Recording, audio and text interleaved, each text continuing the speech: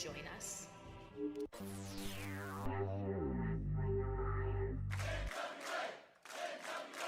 It's showtime. Good evening, ladies and gentlemen. We are tonight's entertainment. You're not here, you missing out, because this show... Ladies and gentlemen. All right, listen up. And now, the moment you've all been waiting for. It's time for the Alliance Guys podcast. This is Santo, and you're watching the Alliance Guys podcast on YouTube. This is the world famous cheeseburger, and you're watching the Alliance Guys podcast here on YouTube. This is Bruno Bob Evans, and you're watching. Oh, well, that wasn't supposed to happen. Watch this. Or this. Or that's interesting. Don't watch anything. Well, what happened? Oh, You apparently broke everything. everything just came to. I don't know what the hell's going on here. Hey, I'm Jake Cal. That's DKM. We are the Alliance Guys. I need to wear my hat. That's what's wrong. I didn't have my hat on. Now everything's falling apart. The world's coming to an end, Mr. DKM. How you doing, sir? Are you there? You're muted. We're off to a great start tonight. I'll tell you that much. Why'd you mute me? I didn't mute you. I don't believe you. Oh, well, sorry. Are you really? I'm a little sorry. Sorry I didn't mute you sooner. Oh, man. How was your week? I woke up. I mean, that's mostly a good thing, yeah?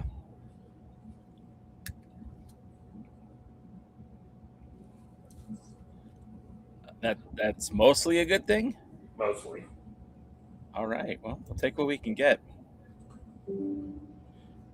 All right. So, as always, this is Thursday. It is the Alliance Guys podcast, a presentation of alliance-wrestling.com, your number one source for news and information for the National Wrestling Alliance. My name is Jake Al. His name is DKM, and later we'll be joined by our good friend Jaden, and we are the Alliance Guys. We have been for damn near 20 years, and you want to talk about it? Because we're going to talk about pro wrestling. That's it. That's what we do here at the Alliance Guys, with our emphasis being on the National Wrestling Alliance, sometimes United Wrestling Network, of course, Dangerous Adrenaline Wrestling Gladiators, and we proudly present to you the iconic heroes of wrestling excellence. That is the Alliance that we're here for tonight. And I'm looking forward to May. DK, is there anything you want to talk about? No. Why would I want to talk about anything? My birthday's in May. What's that? My birthday's in May. Is it? What day's your birthday? May 21st. Wow. And there's a rumor something's going on May 23rd. Did I ever tell you my mom's birthday was May 23rd? No, you did not tell me your mom's birthday was May 23rd. The late Miss Cal, the original Miss Cal, who's long left us, her birthday was May 23rd. Which I'm sure is so exciting for all 6 of you who are watching right now. But yeah, it's been a very interesting week for a lot of reasons. I mean, first and foremost, if you guys are subscribed to the YouTube page, which is at youtube.com/the Alliance blog, you can see right now that past Sunday we hosted our first live event. Let me say that differently. Our first live wrestling event. We had footage live. We partnered with the United Wrestling Network to present Sunday Night Slam, powered by the Alliance blog. And on that episode, there was a lot of interesting matches. 3 titles were defended, of course, that being the television championship from Evan Daniels, the Heritage Championship from Maximilian, and, of course, the World Heavyweight Champion defending his title, Jordan Cruz. I guess the 5150 also defended their tag titles, so forgive me for excluding them. There was multiple tag title defenses on Sunday. And DK, I know that you were kind of watching in the chat. What did you think of the United Wrestling Network Sunday Night Slam? Was that the first episode that you watched? It was the first episode I watched. Most of the matches were okay, but I loved the main event. Cruz and Rosser? Yeah, that was heavyweight wrestling right there. Did you? Okay, so I don't remember you ever being overly critical on Jordan Cruz, but I also don't remember you being overly thrilled with him either. What did you think about him in this matchup, and did it change your opinion on him? I have liked Jordan Cruz, but I had not loved Jordan Cruz. Now, of course, it's been a long time since I've seen him, because I don't remember what title he held back when I first saw him. Probably the Heritage. But he definitely looks like he's gotten bigger. Yep. In the right way. Yep. And hopefully with no extra vitamins. I don't think so. I got to be honest, I don't know for sure, but I don't think so.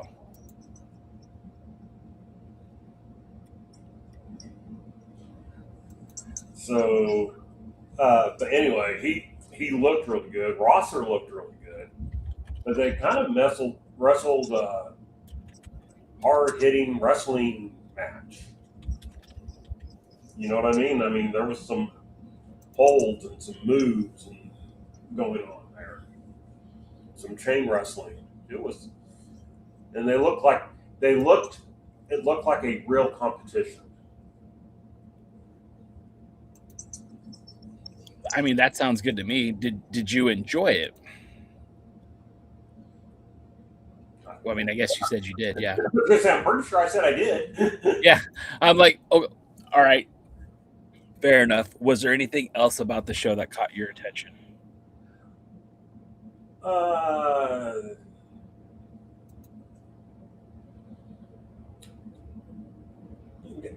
mean, I thought the overall show was good. I only remember not liking one match. You would have to go through them all for me to remember exactly which one. But yeah, I mean, there were some. Most of the early matches were a lot of, twos and threes, you might say. Yeah, that went the way a wrestling match should, or hey, that one was pretty good. The main event was certainly like a 4. Okay. And I mean, I enjoyed enough in watching the next one. The only thing, and I think we had this conversation offline, is that a lot of heels won, and I've noticed that seems to be the current booker's technique. I've noticed it in the past and stuff like that. He very much seems to put heels over. And he used to, I don't know if he's done it much recently, he used to have like big dramatic heel turns while face turns were almost like a, consequence of something else. So. Well, I'll say this. I wasn't there live. In fact, I spent Sunday with my family watching the new Mario movie and eating Korean barbecue. So I didn't get to see it live, but I was in the theater and I had my phone propped up kind of watching it while it was happening. And during the course of the Wolf Zaddy match, that was the pre-show match, my phone knocked over my jug of popcorn and literally almost a full batch of popcorn all over the floor. And my daughter, who works in the movie theaters, not this one, but in movie theaters, saw it and she was just like, "Dad, you asshole," because someone's got to clean that up. And I just looked over at her, and this is for the younger people in the audience, and I said, "Chicken jockey." She was not amused. But yeah, it was a really hard hitting show, and from the clips that I saw, I still haven't even gotten to watch the whole event yet. It looked really hard hitting, and that's for sure. And as far as I know, we should still be on par for next month to do the same thing. So for anyone who's looking for 90 minutes of wrestling to check out live and watch it with fellow wrestling fans, of course, check us out. I'll get a date as soon as I get it. We'll be posting it here, but we'll probably be doing another live event right here on the Alliance blog. And of course, Tuesday the 21st, United Wrestling Network returns to Irvine for their next set of TV tapings. And they also have some subsequent tapings scheduled for May for the Oxnard Championship Wrestling. And then they are doing Gotham, I think, at the end of April 28th. So United Wrestling Network, those 4 venues that they're running in, they're doing monthly tapings in Long Beach, in Irvine, in Oxnard, and in Nyack, New York. So a lot of cool things for the United Wrestling Network. It's a good time to be a fan. The other piece of news that I think we should address is over the course of the weekend, there was a little event in Forney, Texas, not far from you, Mr. DK, called the Crockett Cup, the annual tag team tournament adopted by the Lightning One era in 2019, which has been a showcase of tag team wrestling for the past since 2019. But the tournament has its history going back to 86? And so it's been 40 years of the Crockett Cup and tag team wrestling for the National Wrestling Alliance, of course, on and off. There was a bit of a lull there from like 1989 to 2019. But all that being said, there's been a lot of excellent tag team wrestling taking place under the Lightning One era. There was a lot of new tag teams introduced to the NWA. Of course, lately we've been seeing the team of the Good Brothers. We've had some makeshift tag teams like Pope and Mims have now been teaming together. We got to see the Titans of Calamity touch down in the National Wrestling Alliance. And of course, the return of the Colognes, the Slime Balls, and everyone else that was there. We will go into more detail of the Crockett Cup over the next few weeks as it plays out on television. We don't have full spoilers, so we don't want to spoil it.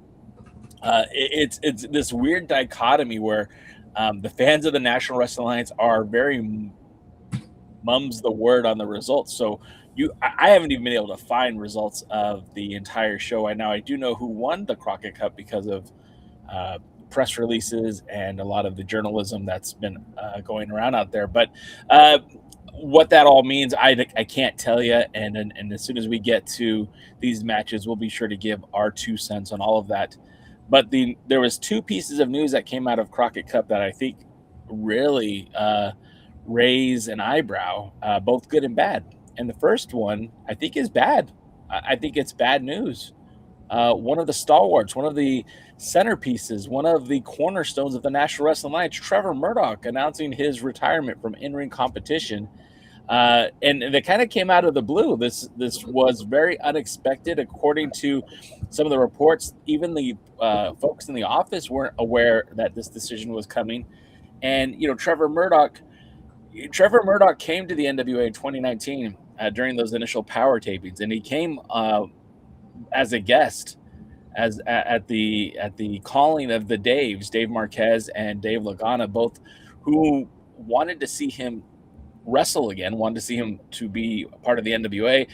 They had the blessing of one William Patrick Corgan to invite him in.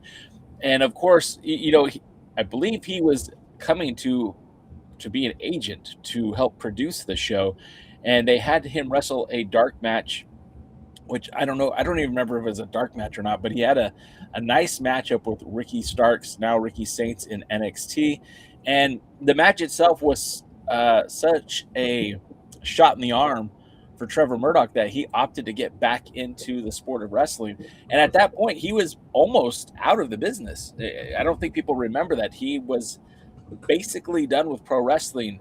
And in that time that he was back in the NWA, he was put into the TV title tournament again in that title tournament. He defeated Thom Latimer.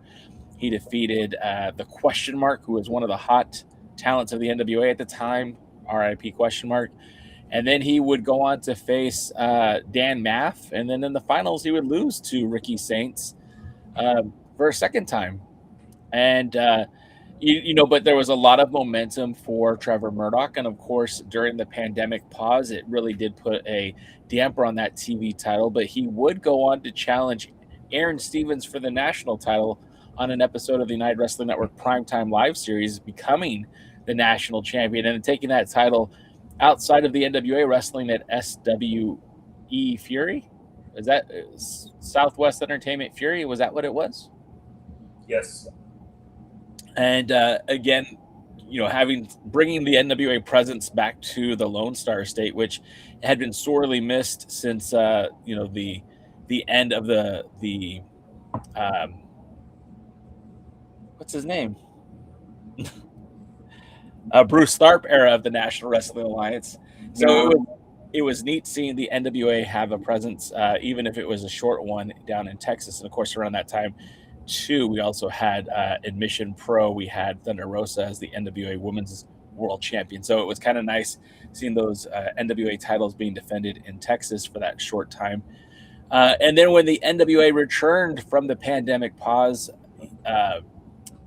right away, Trevor Murdoch was kind of leveraged as a potential challenger to Nick Aldis in the 10 pounds of gold, and would go on to defeat Nick Aldis for that 10 pounds of gold. And that was the overarching story for Power in that time of the return from the pandemic. And it was a short time that Trevor had the title before losing it to Matt Cardona. Of course, Cardona became injured during his reign as champion. Trevor Murdoch would win the title for a second time as part of a four-way elimination match with Sam Shaw, who now wrestles as part of the Wyatt Six in the WWE. Thom Latimer and former champion Nick Aldis, along with Trevor Murdoch, would make up that matchup. And Trevor Murdoch would win that title for a second time. And you and I were both there, DK, when he lost that title, when he lost it to Tyrus at the Hard Times event that took place in Chalmette, Louisiana. And it was, at that point, a lot of people speculated that his time might be done with the NWA, being that he lost the title to Tyrus. But it's almost like he found a second win in his career with Mike Knox. And, back in the WWE, Trevor Murdoch was known as a tag team specialist, held the titles with Lance Cade, and they were a very strong tag team for the WWE. And then he, found a good partner in Mike Knox, very similar in stature and in style to Lance Cade. Lance Cade was always a roughneck. And, having him win those tag titles, it really did bring a new life into Trevor Murdoch as a tag team wrestler, and it really brought a new life to the tag team division. They did win the Crockett Cup. I forgot to mention that as well. So we had this great run with Trevor Murdoch, and of course they held those titles until the NWA 77th anniversary show in New York, when they did lose to Odinson and Kratos, the Immortals. Knox was injured during that event. So the last few months of Trevor's career in the National Wrestling Alliance, he had been a singles competitor once again, and even made reference to this in an article published by Slam Wrestling, that he had trouble getting up for some of these matches that he had, including the one with Hammerstone, where a younger Trevor would have been excited and ready to go against somebody like Hammerstone, and he felt it was harder for him to keep up with Hammerstone in that matchup, which was part of the reason that led to his retirement announcement. Now, all that being said, is I was very happy with the career that Trevor Murdoch had in the NWA. And if the NWA did have a Hall of Fame, I think he would be a first ballot, absolutely. Two-time world champion, a former tag team champion, held the Crockett Cup, held the national title. I mean, there's so many good things you could say about Trevor Murdoch and his run in the NWA. But I think there's a bigger question at hand, and I'll ask you both about this. The former champion, Trevor Murdoch, now no longer, announced his retirement from in-ring competition, so we probably won't see him in the NWA going forward. EC3, former world champion, no longer associated with the NWA. He refused to sign a new contract at the end of 2025 and is currently a free agent looking for his next big role with a bigger wrestling company. Nick Aldis obviously is signed with the WWE. Matt Cardona recently signed with the WWE. Hell, Cody Raheem Rhodes is now with the WWE. So when you look at the former NWA World Champions, the only ones that remain from the last 5 or 6 years is Tim Storm, who's working in commentary, and Tom Latimer, who is kind of, I'm not really sure what's going to happen next with Tom Latimer. Next week he'll be teaming with El Dragon as part of the Crockett Cup, and Silas Mason, the Thrillbilly. And is that problematic, Jaden? Do you think that that's an issue going forward for the NWA, that all those guys are now no longer with the company? It is for the ability to further. I forgot Tyrus retired too. Yeah, I forgot Tyrus retired too. Okay. That was not forgetting. That was selective amnesia. But the problem is it's a disadvantage for Silas Mason. He's only got one opponent that's a former champion now. EC3, unless he can get him maybe on the indies, he's never going to get his win against EC3 that he's never beat. He's not going to get a win over former champion Trevor Murdoch. And nobody else is part of the company anymore, or at least accessible, that he could wrestle, unless somehow he gets a match with Tommy Wildfire Rich. Don't tempt him, Daddy. It'll probably happen. But yeah, there is no more currently active wrestler for a former NWA World Heavyweight Champion that he has the accessibility to be able to defend against now.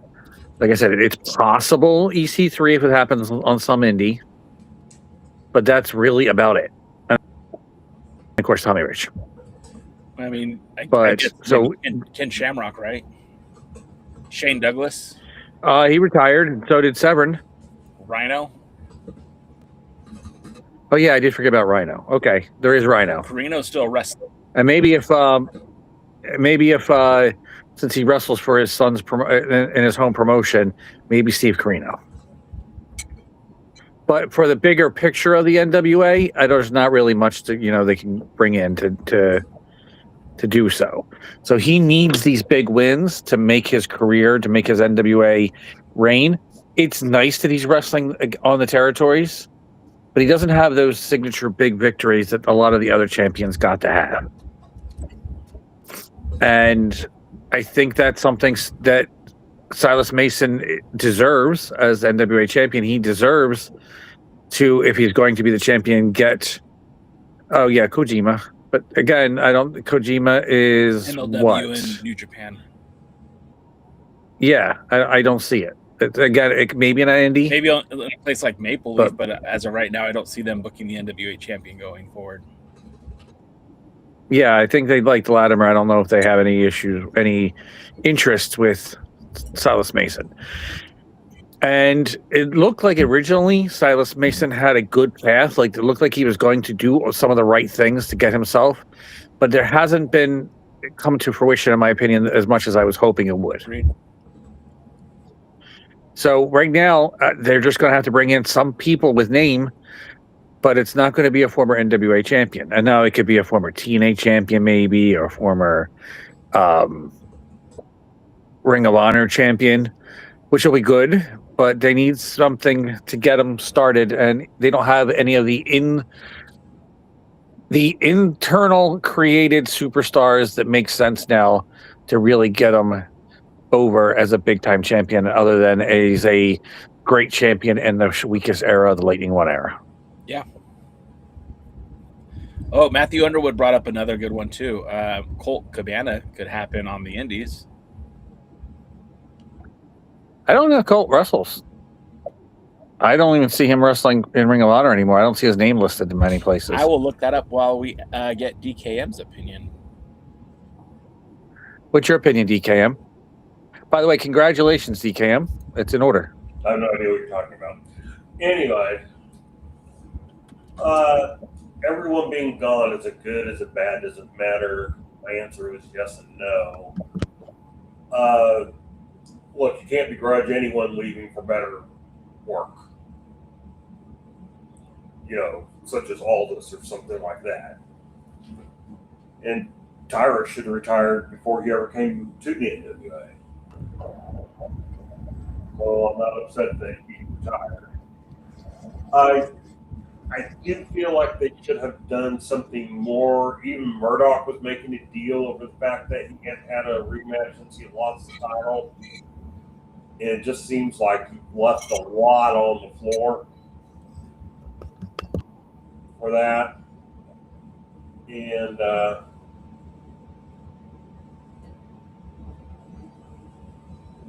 I don't know why he suddenly chose. I don't know if he got injured during the Crockett Cup. I don't know if he was pissed off because they put him in a team with whoever his partner was.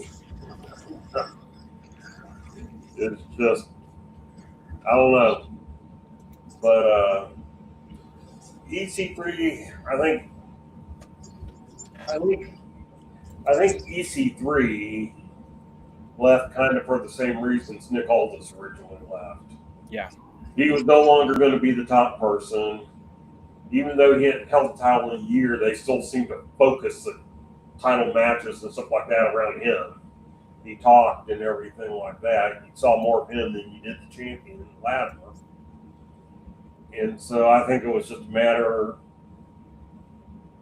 I don't know if I blame these guys. If I'm not going to be the top person, what do I actually need to do here? I'm going to go do what I want to do. And so I think that's the part that hurts. The part that hurts is that the NWA doesn't really have anything to offer its former champions. Is that a booking issue? Like, you may not have to be the top guy, but you could still be a contributing factor. And the problem, I think, with former champions is none of them felt like a contributing factor, with the exception of Trevor Murdoch. Well, yeah, I think Trevor was still doing a lot in the back. I think part of EC3 and part of Nick Aldis' problem was I don't think they agreed with a lot of what Billy does. And I think they had probably quite a bit of control over their storylines, or they could at least fight back, a little bit better than the average person could. Yeah. And so I think ultimately it's a booking thing. And look, I said when Aldis and Billy Corgan were having their out, and Aldis was complaining about the booking, and Billy was complaining about Aldis being miserable, which could probably be said about EC3 too. And I said to Thom, I go, I'm pretty sure they're both telling the truth. And I think this is probably another case. Is it the booking or what? Yeah, probably. I just don't think they feel they're going to be used well. And, you're not paid enough to not be used well. Yeah. Well, and I think what further punctuates all of it is like, look, it's kind of damning when the promoter, when the world champion, and especially if we're going to go back in time here a little bit to Nick Aldis, he was the guy. He was the chosen one. I mean, yeah, he was the fourth guy on the list, but he was still the guy that was brought into the NWA to legitimize it and to bring it to that next level. And he certainly did do all of those things, and you can't take away from his credit of what he was able to do. His first reign as champion, I still believe, is the blueprint of what you want your world champion to do. Took that title to every territory, near and far, went across the ocean, went across the pond, went across the world. He was the first champion to defend in China. He was the first champion in a long time to take the belt to Australia. He took the title to, of course, the UK. I'm not going to brag about him going to the UK, but he did take the title to Poland. He did take the title to Canada. And he took the belt to a lot of places that hadn't been seen before. So for that, you have to give him his flowers. Absolutely. But when the champion says, I don't agree with the way things are happening here, and this was the guy that you hand selected to represent your company, that to me is a little telling. EC3 taking his ball and going home, I think there's more to it than, well, they didn't want him as champion anymore. there's got to be value in EC3 as a former TNA World Champion and a former NWA World Champion, that they couldn't figure out how to make him equitable, valuable, promotable. And so much so that he said, I don't believe in the NWA to tell my story. Now that he didn't bury the NWA, but he said, like, I don't trust them to tell my story. So I feel like that's very telling of what those two wrestlers' opinion of the NWA is and was. And I'm not going to say Trevor Murdoch left because he didn't like how he was being booked. I honestly, he's 46 years old. He's getting a little old in the tooth, a little long in the tooth, I should say. And he was nearly retired once already from wrestling. He's got a family. He's got a life outside of pro wrestling. And it wasn't like he was working every day, every weekend. You know, he was only working the NWA and occasionally working for World League Wrestling and SICW. It wasn't like he was out there touring the world being a full-time pro wrestler. The NWA worked for him because the NWA is a part-time wrestling promotion. And so when you stack these things up, I think it's very telling that, you know, there's something a little bit concerning to me as a fan, knowing that they've lost so many faces from the company. And it's like, you know, when Silas Mason inevitably loses the championship because he can't be king forever, is he going to walk out on the company? And what does that say about Thom Latimer and his loyalty to the brand, that after he lost the title, he's still sticking around? He's still trying to make the best. Or should we expect that Thom Latimer is going to be the next guy to leave? I mean, I think these are a lot of questions that certainly are in need of answering. Jaden, do you see, like, do you think Thom Latimer is going to be leaving the company next? Do you think, you know, what do you think is going to happen? What is Thom really doing? He's got a partner with Dragon Nihon that he's not really partners with. Yeah. They kind of hint that he's got a relationship going on with Natalia Markova. Yeah. Or something. I don't know. I didn't even actually watch this week. I apologize. So I'm not going to be as much as a use for it. Okay. But everybody keeps saying how I remember watching one of the segments where in the tattoo parlor, I think. Yeah. You know, what is he exactly doing in the NWA? He doesn't have any direction. Doesn't have any purpose. Doesn't have anything that's a former champion should be doing. He's already been TV champion. He's already been tag team champion. He's already been national champion. He's already been world heavyweight champion. The only thing he really has left to accomplish is the U.S. tag belts and maybe the Crockett Cup. Yeah. But part of the problem that the NWA doesn't really have much of a roster. I mean, you know, back in the day, you could give somebody a run with a major title, but then there might be 20 feuds for them after they got out of, you know, that run. You know, Dusty held the title for 2 weeks, but then he's winning the TV title from Arn Anderson. He still goes back to feuding with Tully Blanchard. You know, there's just kind of this cycle thing. And more people, or you put him in a tag team, kind of like you did with Trevor Murdoch. I think Trevor Murdoch's retiring just simply because he's ready to retire, and I'm probably not offering him any real incentive to stay in. But I mean, what do you do? Who is there to wrestle? What storyline is there for Thom Latimer that doesn't involve Thurbilly in the world title?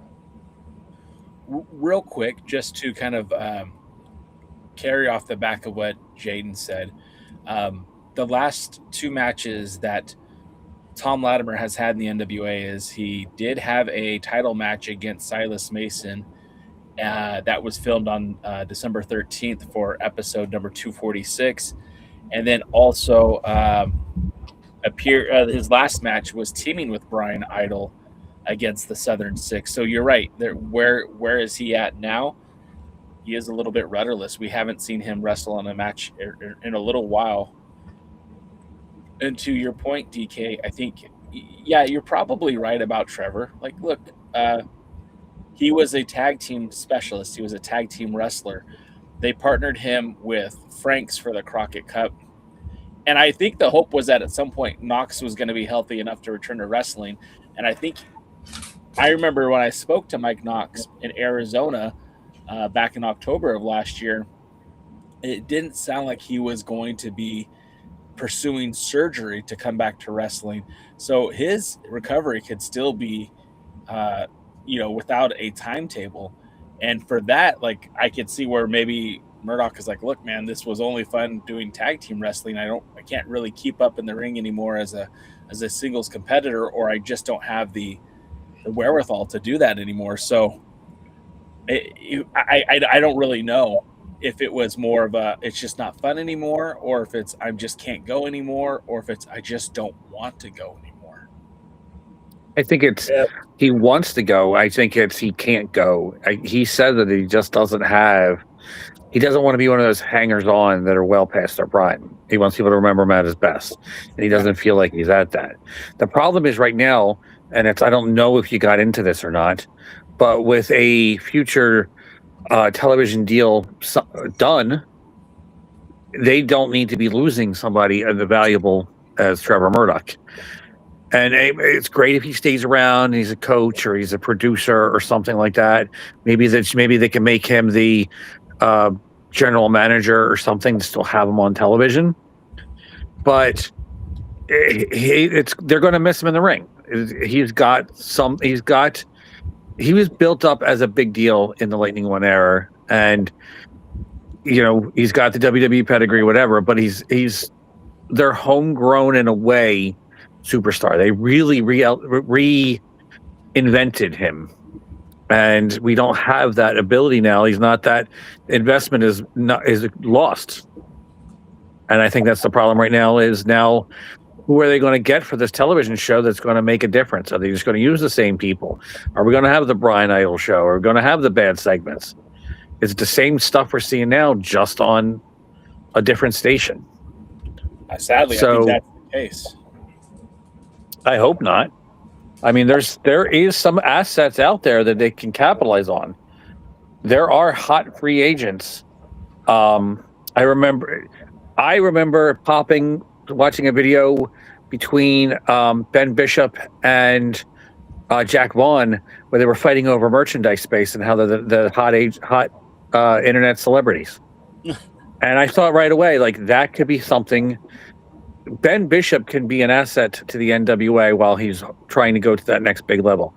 Right now, I think the NWA, what they can be doing is trying to find those people looking to find that venue to showcase themselves to get bigger. Ben Bishop, you got Richard Holiday. If they're not already going to be signed, if they're not already, inevitable to be signed, then until they are, take advantage of them. Notorious Mimi is a WWE ID person. Even if they don't have her under contract, they should bring her in to do something to take advantage of it until she gets a contract. Use her sporadically, or use her while you have her and on TV tapings and pay-per-views until you don't have her or I guess signature live events until you don't have her anymore. There is other talent out there that they could utilize, both former WWE, former AEW, and young people coming up, that could create the image of the NWA being a hot company where people want to go to, showcase themselves. Well, take advantage of that. And if you could do it right and showcase these people, the Richard Holidays, the Alexander Hammerstones, the Ben Bishops, and do it correctly where they are improved and their stock has gone up. But the problem is the image that the NWA has is it's where you go to end your career or where you go to kill it. Cardona was less hot after his NWA run, in my opinion, than before. Yes. And a lot of other people are. Very few people have taken the NWA run and really made itself. And in fact, out of the homegrown superstars, I can only think of two. And that's Breckin Boligorsky and Silas Mason. Just to echo some of what you were saying, yeah, I agree. Ben Bishop would be a huge get for the NWA. And there's a lot of guys, you're right, there are a lot of guys out there who are on that precipice of being a big star, being a big name in the industry, but aren't there yet. And, now that you're seeing some of the big names from the NWA's current timeline find themselves leaving the company, I mean, I know they were paying let me just rephrase that. I would have to assume that EC3 was getting a bigger paycheck than, say, maybe a guy like Pretty Boy Smooth or Carson Drake. And they need to take the money that they were using for a guy like EC3 and perhaps look into Richard Holiday, or perhaps look into Ben Bishop, or putting Hammerstone on a more exclusive deal. As much as they can, negotiate these things with the fact that they're dealing with. Look, I know that Hammerstone and to a lesser extent Ben Bishop and Richard Holiday, they're all looking for that big contract. They're all looking for that opportunity to appear in a wrestling promotion where they're getting paid, six figures to be there. But the reality of it is that if those opportunities haven't arose from what's going on currently, like the NWA is that perfect fit. And talent could come through the NWA before they go to the next big thing. And I don't think that that's a bad thing. I don't think that that's a problem. You're right. Matt Cardona, I feel like he was on the downward of his indie run when he got into the NWA. And it certainly, everything that he was doing before the NWA was very hot and exciting. And by the time he got to the NWA, it was already like, well, what's next? And I feel like the NWA needs to find the guy who's ready to be hot right now, and take advantage of that. The other thing that we mentioned earlier is Colt Cabana. Colt Cabana is still technically wrestling. His last match was on March the 28th, and he did a dark match against that giant Satnam Singh. I'm sorry, I won't be able to pronounce that correctly. On an episode of Collision that happened in Cedar Rapids, Iowa. And then back in February, he wrestles a lot for Second Wrestling in Chicago. He wrestled against Effie. He is the Maxwell Street Heritage Champion. He wrestled against Sean Logan and Blair Onyx all within the last 4 months. So he is still technically wrestling, just not a lot on television. And he absolutely, I'm not saying he's the guy that can bring you to that next level, but it's certainly a victory over a guy like Colt Cabana could help solidify Silas Mason's run, because he's a former champion that's still actively working. And it wouldn't be like pulling out somebody like Jeff Jarrett, although maybe Jeff Jarrett might not be such a bad suggestion now that I say it out loud, but it would be somebody who it still can work relatively. And again, if he could put over Mason, I think that would mean a lot for Silas Mason and the NWA. I think you overestimate it, but it's still better than nothing. Sure. Right now, too, I'm not sure what's going on with Chicago, but I just heard recently they lost one of their biggest venues. There's a lot to talk about that we could get into if we wanted to. Yeah, let's talk about it just for a second, and we'll get back more. Well, let me say one more thing about Silas Mason. Steve Carino is back wrestling again, and he's working for Colby's PWF. And I just happened to know, and I wanted to share that, Silas Mason has previously worked for PWF. So it's not crazy. It's not unbelievable to think that perhaps they might have a matchup down the road. And that would be kind of cool. Like, I'm not saying that, again, Steve Carino in 2026 is the answer, but certainly could add to the lore of Thrillbilly Silas Mason if he beat him in a title match. Actually, if the NWA budget, which is dubious at best. Yeah, you never know with that. So I guess there was the big news a couple months ago was about the wrestler Cruel, right? Cruel. Krule. Cruel. Yeah, Cruel. That he was apparently stabbed by a fan at a wrestling show, and the entire locker room emptied out, beat up the guy, kicked him out of the show. I guess this was even after the show, kicked him out, and I guess police were called, and it was a big thing, and it didn't seem like there was going to be any conclusion to that. But now, and I heard this from Game Changer Wrestling. It was followed up by Brett Lauderdale, and I know those aren't your favorite people, but I don't dislike Brett. It's Game Changer is not my style of wrestling. Absolutely. so apparently there was no knife, there was no stabbing. It was just the locker room emptying out to beat up a guy. And because of this, that venue, the Berwyn Eagles Club, which had been home to some of the best independent wrestling shows in Chicago over the past 2 or 3 decades. 30 years, I believe. How many? 30 years, I believe. Yeah, 3 decades. Going back in the 90s, yeah. All events there have now been canceled. And Game Changer Wrestling now will have to find a new venue for their June 20th date, if they're able to even still keep that date, because, of course, that happened. And Brett Lauderdale said on Twitter, this was directly caused by an incident, the fake stabbing, that took place at another promotions event, which has caused the town, lawyers, and police to be involved. It's truly a shame to see that the Berwyn Eagles and 20-plus years of Chicago wrestling history come to an end like this. And this is pretty damning, because of that venue being so historic. Gosh, I remember thinking of the Chikara matches that have happened there, knowing that all the Shimmer matches that happened there, the Ring of Honor matches that had happened there, and for this incident to have happened and totally just blew up the whole venue. And I know that you're more than knowledgeable about garbage events ruining potential wrestling venues for your the promotions that you have worked with in the past. You're probably the best person to speak to about this. Dennis Carluzzo. There are still places that don't rent in New Jersey because of Dennis Carluzzo. That is. What was that, DK? How long has he been dead? Good question. Jay will have to look that up. I'd say probably 30 years. I don't know now.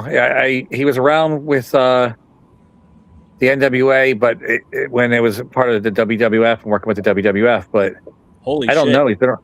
He died in 2001 and he was 48 years old. That's a rough 48. Yeah, that's rough 48. It was a rough life.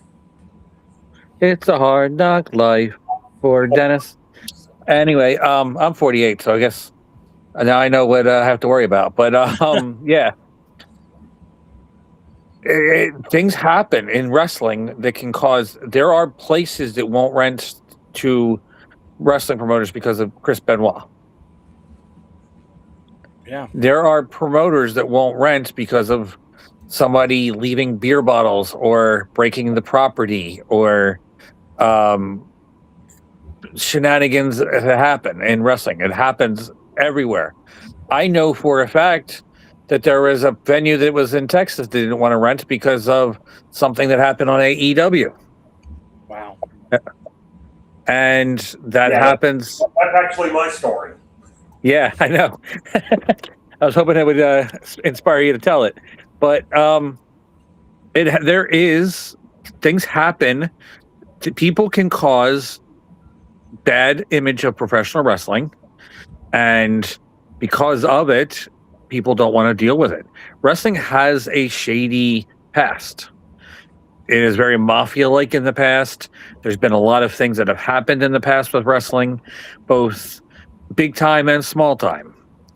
And it just takes one bad seed, unfortunately, and things can happen. It happens everywhere in professional wrestling and all over this country and probably all over this world. And now, again, that's another black eye. So anybody else who's trying to run in that area, that's a building that ran multiple promotions, that just kills it out there.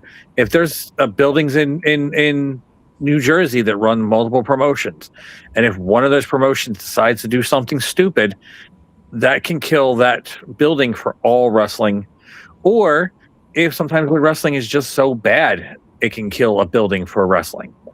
Nobody wants to go in the area if they see something that's not up to their standards of what they think professional wrestling should be. And Michael Cappetta yelled at Dr. Zirconium because there was a match in the ring that was not up to dog standards. It was two of the ring crew guys, and he was not happy seeing that match and said, "It's your responsibility. This is you put them in there, and this is what's your. It looks bad on your company." You know, that's the legendary Gary Michael Capetta, and he's right. You know, it's true that a lot of the ring people, you can't get ring crew without putting them in the ring, but they should be able to put something out there that's watchable. And you know, when people see that, they think it's a joke. Yeah. They think wrestling's a joke. They think your promotion's a joke. It's so much easier to get a new fan, but it's so much harder to take somebody who already has an opinion of you and try to change that opinion of you. That's why Dog does things like the South Jersey Geek Fest, because it's trying to get people that aren't traditional fans into Dog fans. But that one bad match, there are people who watch that may not ever watch Dog again. And again, things like that, they have consequences, and people don't think that. They just think about what they're going through and what they're doing, and don't realize that things have consequences for other places and for the sport as a whole. DK? Oh yeah, you alluded to a story I was telling you and Jay about, where I finally found out what happened with one of the, I'm not going to say where, but there was a building that I was looking to use, and we had come to an agreement and everything was looking good. And I sent them a question asking about chairs, you know, how many chairs I had. By the way, chairs would be the death of me in wrestling.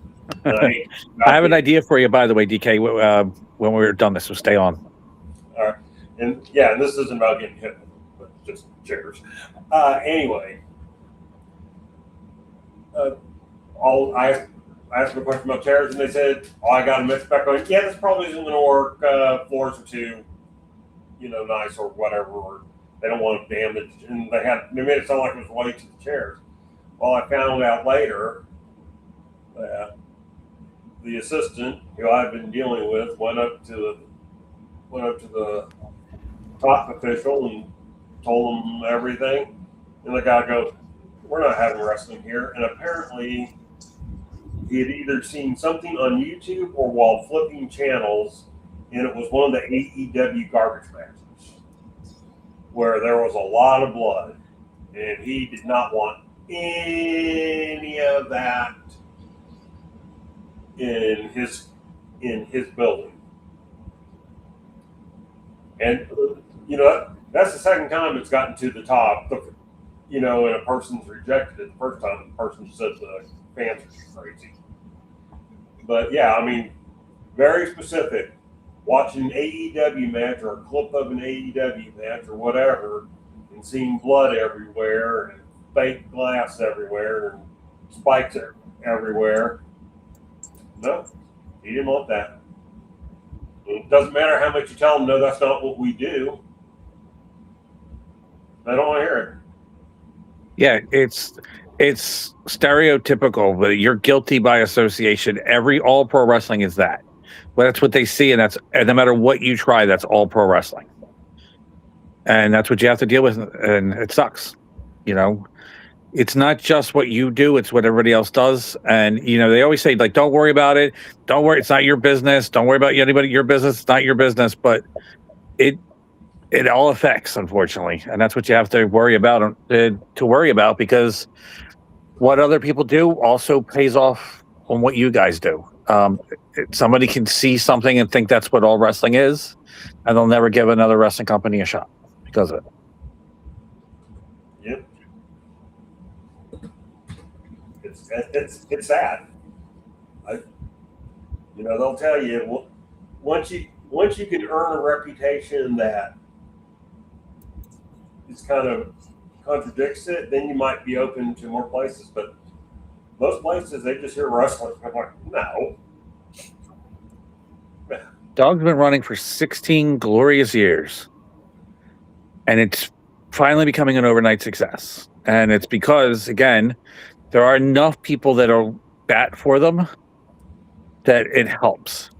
The biggest thing I think the Dog did was join the Chamber of Commerce because it added an air of legitimacy. Same thing for the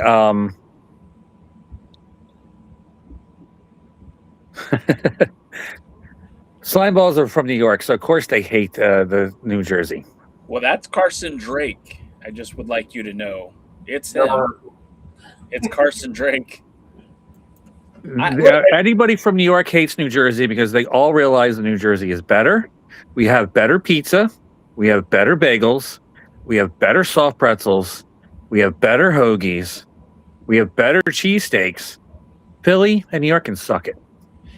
If Carson Drake is still in the chat, I really need to know this because he's repping Huntington Beach on his shoulder. He has a Huntington Beach tattoo on his shoulder, and I just have to know, how did a guy from Huntington Beach end up in the Midwest with Exodus Pro, and where did he break into the business at? It just baffles me because there's lots of good wrestling schools out here in Southern California. Santino Brothers has produced some of the best up-and-coming wrestling stars, the Rudos Dojos, some of the guys from the early 2000s.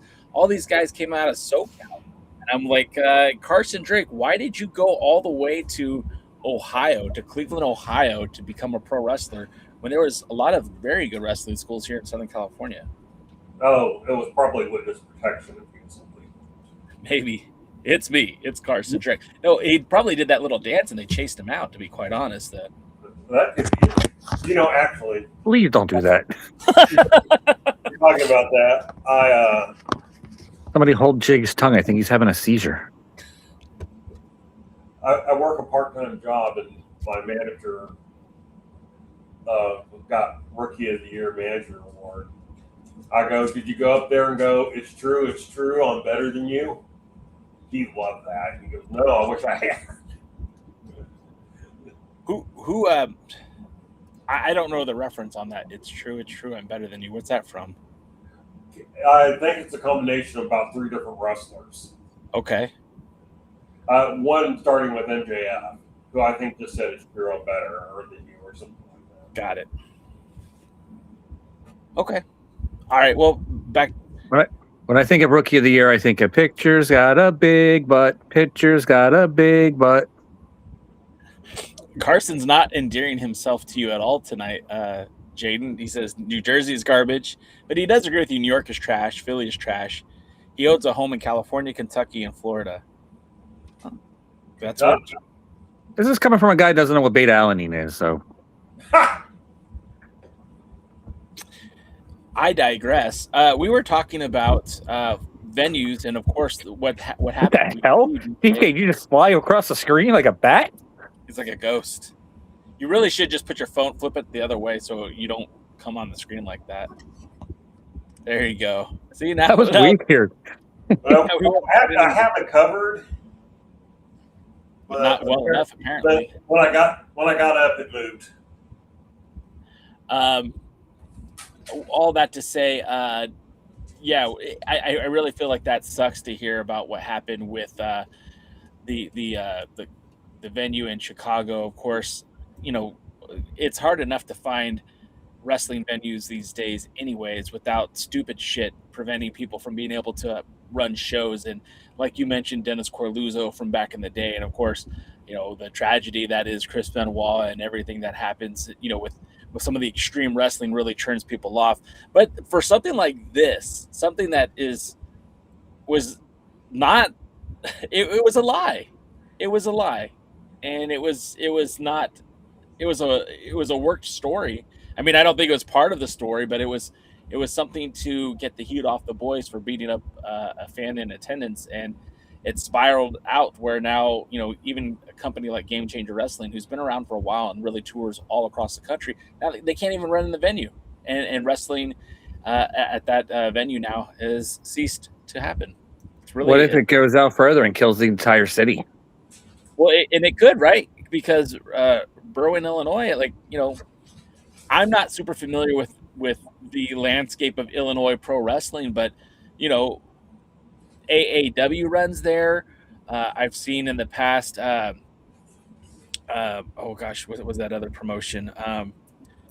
Chicago Style Wrestling ran there. Shimmer used to run there back in the day. We mentioned ROH already. Chikara used to run there.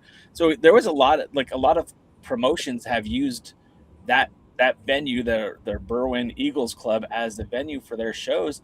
and now they can't. And if it burns down the whole town for wrestling, that's a huge loss to the Illinois area, you know. And I feel like that's pretty traumatic. And I again, from a stupid, you know, somebody mad dogged Cruel, and it turned into a fiasco. And then they tried to lie about it, and it just made everything worse. Yeah, like your English. Yeah. Well, you know, it's because of the Scottish heritage, you know. I got Scottish in me, and I don't sound like that unless I'm drunk. Oh, you sound drunk right now. Did you have a stroke? No. The doctor said I could have a stroke anytime. Sorry, it's punchline to another joke. Anyways, yes. The other bit of news, that I think warrants us discussing that came out of the Crockett Cup in Forney, Texas over the weekend is, and there's not a lot of details, so we don't have answers for you. We have just as many questions as you guys have. But the news about the NWA, and it's kind of funny because we talked about it, and we've been talking about this for years, but Sinclair Broadcasting has evidently signed on with the NWA to present Power on the Comet station. And I know there's a lot of people thinking, well, what does this mean? Are we done with getting Power on Roku? What if I don't get Comet in my market? Can I watch it online?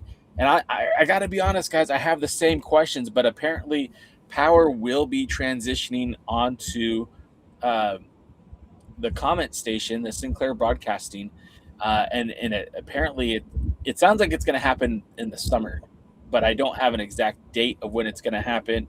And this is very similar to the deal with the CW. Like, we didn't hear about it until it actually happened. There was talks that, we have this deal in place. We're going to be on the number one streaming site.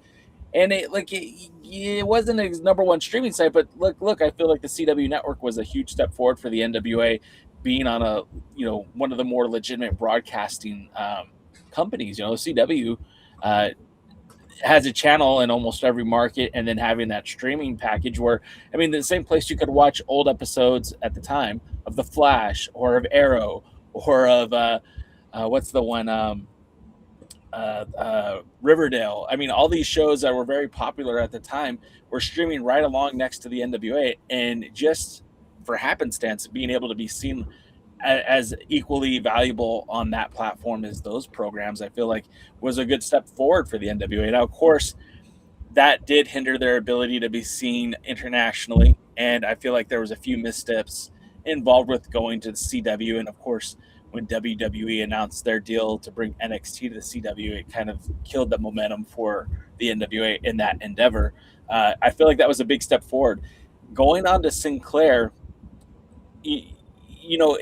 in wrestling at this level, the optics, the eyeballs are the most valuable currency, because Billy is a very wealthy man. He made his bones doing music all across the country, all across the world, not just with Smashing Pumpkins, but with Swan, and even by himself as a solo act.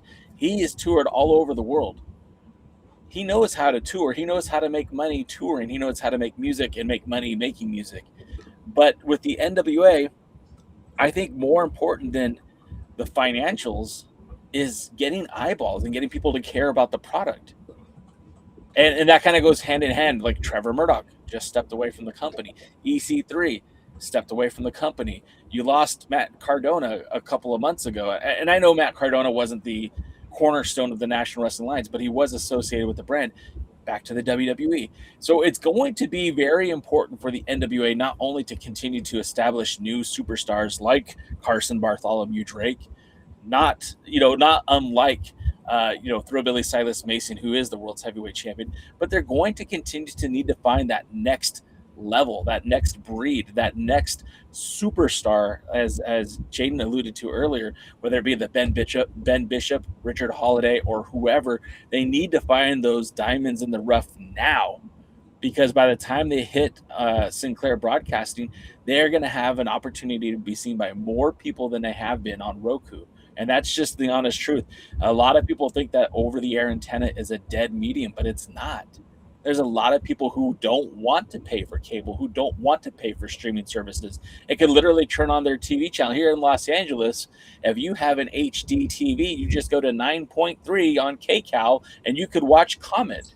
It's one of the substations on KCAL, and you could watch Comet. You will inevitably be able to watch NWA in the market, and that is a huge plus for the NWA. You can't tell me otherwise, Jaden. I mean, tell me I'm wrong. You're not, and I have a television background. Don't have as much experience as like a David Marquez or others, but I have a television background. I worked in television, I've worked on television, and my ultimate goal is to be part of television, a wrestling company on television again. I am going to talk to anybody who will listen on to this, and if somebody has the ability, please share this information. This is an opportunity to completely start anew with the NWA. The NWA, there's promoters out there that think the NWA doesn't have any value in today because it's only for the older audience. But when you have an established name that can get interest on places that other wrestling companies don't have that advantage, whether it's on a wrestling news site, whether it's on a message board, whether it's on a podcast, whether it's on a newspaper or whatever, the NWA name still holds weight when it comes to getting publicity. So now you have that opportunity to reinvent yourself onto this Sinclair Broadcasting and give people a unique but profitable or not necessarily profitable, but a product that can definitely help grow the National Wrestling Alliance. Every second of real television matters tremendously. There is no time to waste on stupid things that don't make money. Right away, they should have a brand new introduction, a brand new look to the facility. I am going to say something that may be very unpopular. I think every championship belt should be redone. I know it's going to be unpopular. Even the World Heavyweight title, it could be a slight modification. I don't say it has to be a dramatic difference, but I do think there are some things that need to be done. Me no like you. Yeah, I know, because you're stuck in what we like as a fan, but the idea is not to keep us as much as it is to take us what we're here and build onto it. And again, it doesn't have to be a dramatic. They can make it a little bigger. They can make some more definition on the plate, something, a unique pattern, something that makes the World Heavyweight title stand out more. Change it maybe a little bit more silver on the gold to make it pop, or something special, or the change of the lettering, something special to make it really stand out. But the Malkovich tag belts, the women's belt looking like something that's a dinner plate that you find in like some 1970s restaurant, the everything needs to be really brought up to something that immediately grabs people's attention. I understand the Burks, having it look like the Mildred Burke World Heavyweight Women's Championship, or I guess I shouldn't say heavyweight. I understand using the traditional looking tag belts. Even the TV title all needs to be updated so it can fit something that immediately, when anybody happens to be flipping on the channel and stops on a Sinclair Broadcasting Network or anywhere else that might be syndicated, that's because Sinclair also does that too. It sends programming to stations that aren't necessarily theirs. It needs to immediately grab people's attention. The same thing for the introduction. I am going to say this. This is probably going to make me not be popular with Billy Corgan. He needs to stop with the old grandpa in a hoodie look. When Billy Corgan was on the Dr. Teeth and the Electric Mayhem Muppet special on Disney, he wasn't the Billy Corgan we see the NWA coming out with the hoodie and looking like he's just survived chemo. He looked like a rock star. They had the makeup, they had the outfit, they had the look. If Billy Corgan, who could be a major asset out there in the NWA, he needs to come out to be Billy Corgan and being the showman.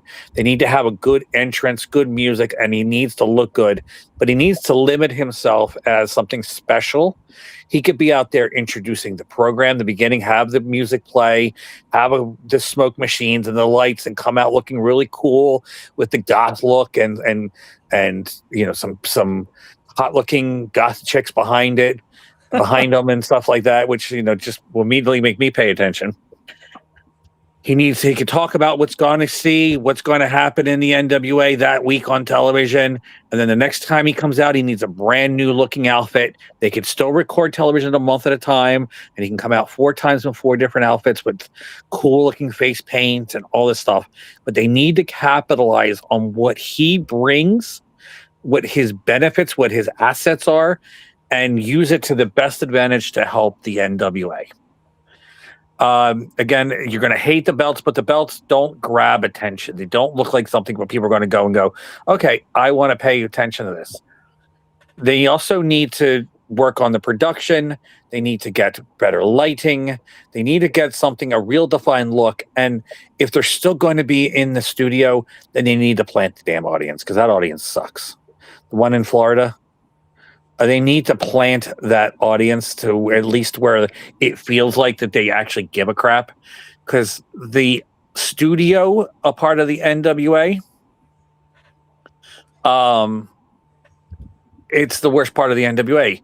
I want it to be good. I like studio wrestling, but in reality, the only thing that looks like it's professional is when they do their PLEs. Unfortunately, they do them for like 64 hours. They try to get a bunch of action out of it, but it needs to look like something where people are there and they care. If they have to record it in Alabama, if they have to move studio, or if they have to build their own studio somewhere, do so.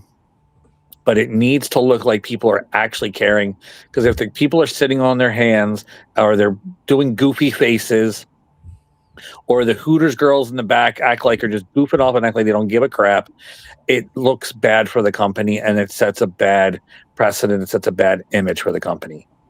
So everything about this new television station is an opportunity to reinvent themselves, to reinvent the NWA, to create an energy, to create a synergy, to create an excitement, to create a buzz, and to get them back on track. Like they used to have when they were starting off on the Power, even before that, when they had the 10 pounds of gold. They need to find ways to create that magic, create that ability to look like that they're a real major league company, and you're watching something that is can't miss television. And speaking of 10 pounds of gold, my other idea on this is, before they get on there, try to get some time on Sinclair stations to broadcast what the NWA is. Use a 10 pounds of gold style like segment, and highlight the wrestlers, highlight the personalities, highlight what is different about the NWA, what's better about the NWA, and what's unique about the NWA, and show it in a way that people would see that and can't wait for this debut episode. Another things I think they should put that on YouTube. They should put it on everything they can. And if they're still on, I don't know if they're going to still be on Roku, but if they still are, then they need to put it on there too. They need to find a way to create this image that this is a fresh start. This is the restart, the resurgence of the National Wrestling Alliance, and those letters are now going to shoot up to the top of the industry like they did back in the day. Also, it's a time to bring in some fresh talent. There are some talent there that needs to go away for a little while. You can't miss them if they won't go away. There's some people there that just they're rudderless and they don't have any direction, and they're just there. Either send them away for a little while and then bring them back slowly, one at a time, with a new outfit, new coat of paint, and as Jim Cornette and Jim Ross would say, learn a new maneuver.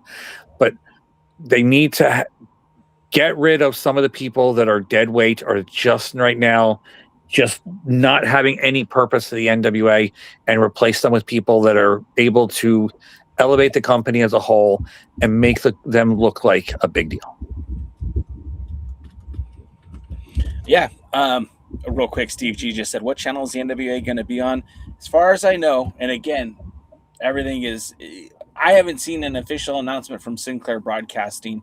I don't know details yet, but I believe here in Los Angeles that sorry, Matthew Underwood made me laugh at the carry the comment Morton because he's got all those names, Mr. Roku. I think he's had a bunch of them. But I think that comment will be on the auxiliary HD channel for KCAL, which would be like the 9.3 on your dial. And I don't have an HD antenna in my house, so I don't watch regular TV. Everything I watch is streaming. So I think that 9.3 will be that Sinclair channel comment, which is normally like a sci-fi type channel. But I know that back in the day, Ring of Honor appeared on that. And remember, we were talking to you guys about this a couple months ago, where Sinclair Broadcasting, and this was confirmed when Dave Marquez came onto the podcast a couple of years ago. Sinclair wanted to buy the NWA. At that point in time, the NWA was owned by a board of directors, and they had zero interest in, well, I can't say zero. They couldn't come to an agreement on almost anything. So the ability to sell the brand to Sinclair back then was, well, it wasn't in the cards because they just couldn't come to an agreement within the board of directors, let alone an agreement with Sinclair. And that's when Sinclair turned their interest towards Ring of Honor. And of course, history was made with Sinclair owning ROH. And then they had a really successful run. Honestly, I think had the pandemic not happened, we might still have seen Sinclair Broadcasting own Ring of Honor.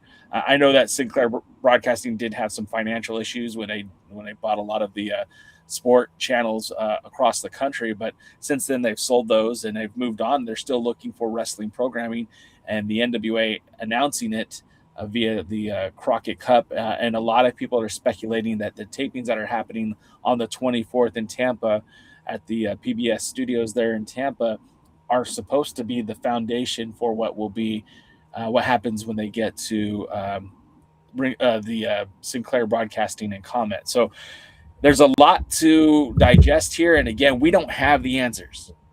We're not telling you, yes, you could stream it. Yes, it's going to be on YouTube. Yes, it's going to be on the old Roku app. But I would venture to guess this. And again, I'm not an expert here, but they currently air the show on Roku Sports, and it's available on demand on the Roku app. The NWA also still is working with Wrestling Central that presents WOW and the NWA. Wow. Which is available on on Pluto and on the Roku app. So I don't think that will change, but I don't know what's going to happen with the current episodes of Power. I would imagine they might make the episodes available still on demand on Roku, because I'm sure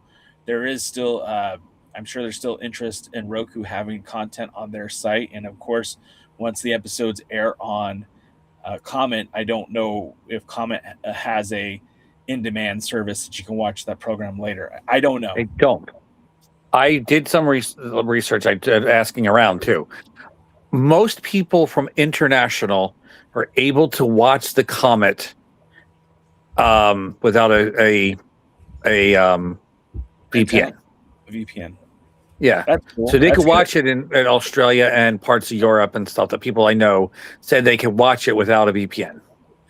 But Comet doesn't have an on-demand service. Everything is live stream, basically. Like whatever happens to be on where you're watching Comet is what you watch. Got it. So according to Tim in Canada, he can't get it. He cannot? He cannot. As the last time I saw it, he cannot get it. Now, that's weird. Maybe it's region locked in certain places and not others, but at least some people can get it currently. If that's going to be the way when NWA is on it, I don't know. But as of currently, they could watch it, the stream of the television, whatever's on the television station, they could watch it. I like Alex Kane. That's actually not a bad idea. I was just thinking that's a great idea, but go ahead. So that's one thing. But again, the problem is if it comes on at 2:00 in the morning on Comet in Australia, is a lot of people in Australia going to watch it? And do they even have a way to record things anymore? Or I don't even know. Are DVR still a thing? So I used to have YouTube TV, and everything was available to watch later. Like you could literally tell it to record a program, and you could watch it in demand later. So I'm wondering if that is something that somebody can do. And of course, I'm sure that there will be other ways to watch it. Of course, Sinclair would like you to watch it live when it's on comment. The NWA would probably like that as well. But I'm sure that people will find a way to watch it if they want to watch it. Now, here's the thing. As the best I can tell, Philly and the Philly market does not have comment or any Sinclair station. What were you about to say, DKM? I said like a lot of cable or streaming services, especially, I think this is the case with YouTube, although I haven't specifically checked it out, but like they may not carry your local comment channel, but they have a comment channel that streams. I don't know what, some kind of national thing, whatever. So if you have something like that, you can probably record it. Internationally, I can't tell you if comments available on what. Right. But so until I know when it's going to be on, I can't really look at my service and see. Yeah, and I think again we won't know until we get closer to the air date.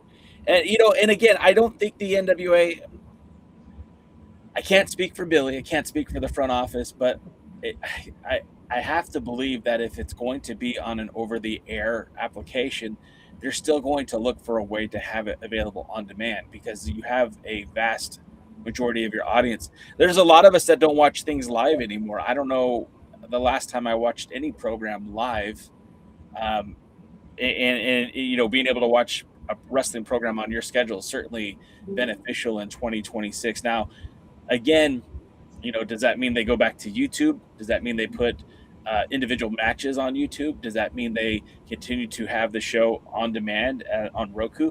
Maybe the NWA looks into building their own FAST channel that's available on Roku or Pluto or something of the sorts, because I feel like there's still too much opportunity.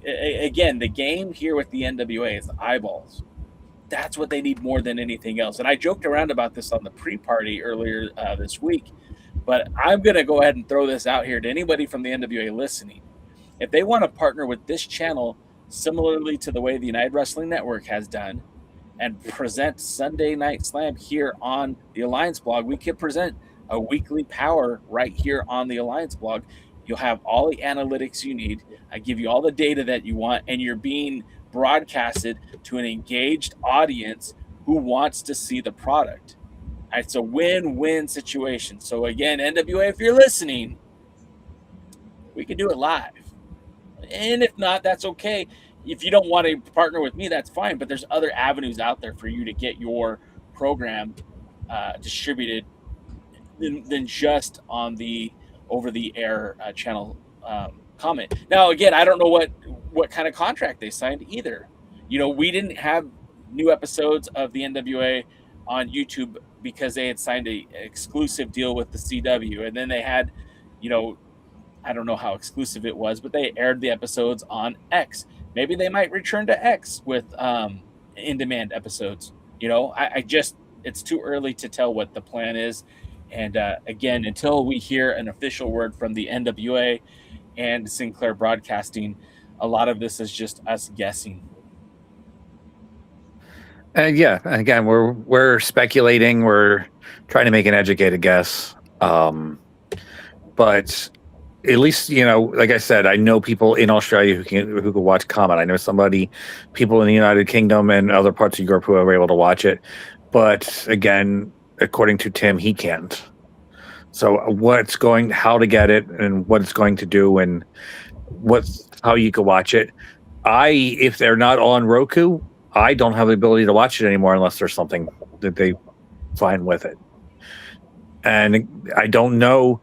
Ring of Honor I don't remember when Ring of Honor was on Sinclair. I remember seeing highlights, but did they put it on YouTube after? I forget. Does anybody remember when they were part on Sinclair? Did they ever put it on YouTube afterwards? I don't think they did. but that also I know that Sinclair owned that program, so I don't know. Now I went to the commenttv.com website, and I think it's an episode of the X-Files, but I can watch it right now, but I don't know that I'll be able to watch it in demand later. But as I'm on the website, I see there are links to TV series like The Outpost, The Librarians, Xena Warrior Princess, The X-Files, even the WWE Rivals, Stargate SG-1, Grimm, The Outer Limits, Tales from the Dark Side, Friday the 13th, and they have movies like The Final Countdown, Transformers, and Star Trek The Motion Picture. So if I had to guess, I'm going to imagine they'd probably have the NWA program available on demand when you go to the Comet website. Click it, and does it go on demand, or does it just take you to what's about the station? So right now, okay, so for example, I'll go click on The Outer Limits. I'm clicking on that, and it says episodes airing soon. Oh, maybe not. Oh, okay. Yeah. For everything I clicked, I wasn't able to see any on demand. I did a quick 1 o'clock in the morning or 2 o'clock in the morning, but I went through and everything just seems like they just talk about the programming that's on the station. Yeah, I guess you're right. Okay. And I remember when Ring of Honor was on there and I was trying to find a way to watch it. It was a similar, mentioned Ring of Honor, but it did not give me the ability to watch it. And so, and then also for anyone else who's keeping score, in Los Angeles, you can watch it on 9.3. You could also watch it on the Dish Network on channel 289. You could get it via YouTube TV. It's also available at the Hulu Plus Live TV. It's on Fubo TV and Sling TV. So there are options, but again, will you be able to watch it on demand? I don't know. Does it have a list of television stations that are Sinclair? Not that I've seen here. You can enter your zip code and search. DK, what's your zip code? What's my zip code? Yes. Let's go 76102. 76102. Which isn't my zip code, but it's... Okay, so you could watch over the air on channel 47.2. You could watch it on Frontier, on the Fios Keller channel, on channel 27, on Dish Network at 289, YouTube TV, Hulu Live, Fubo, and Sling. So there are, it seems like there's ways for you to watch it. Jaden, give me your zip code. Try 08080. It's not my town, but 08, it's in the same market. Yeah. Okay.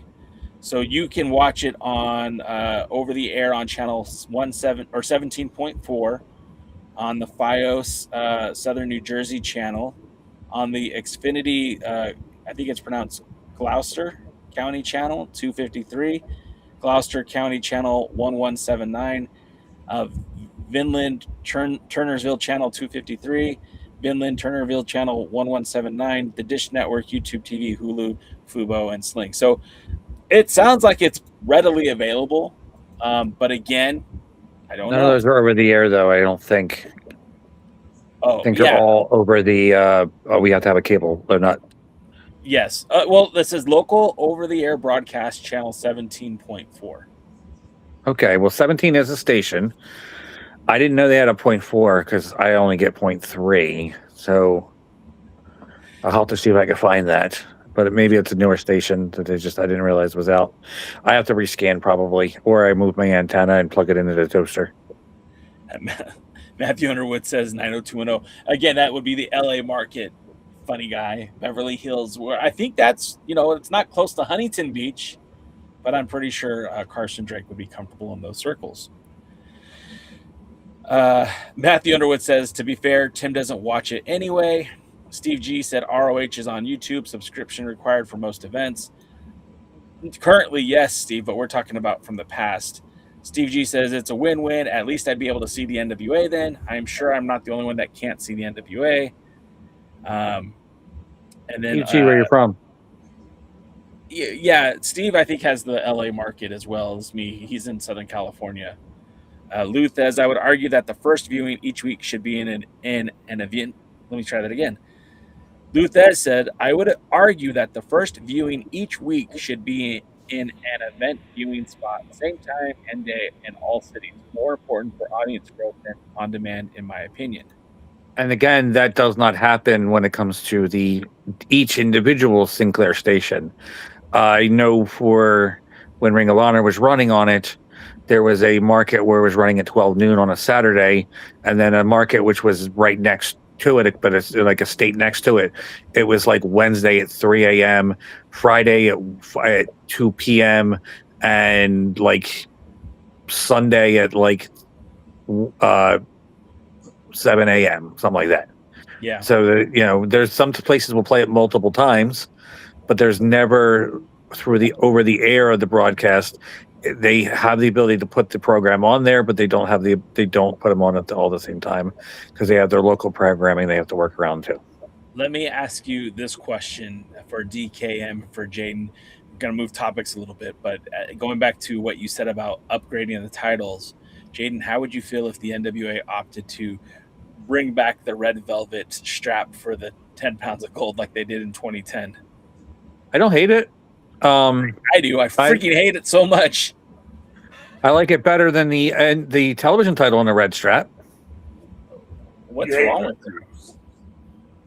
it? I always thought the black strap's better than the TV title. But the thing is, if they're going to bring it back, don't do the oversized strap like they did in like the 70s.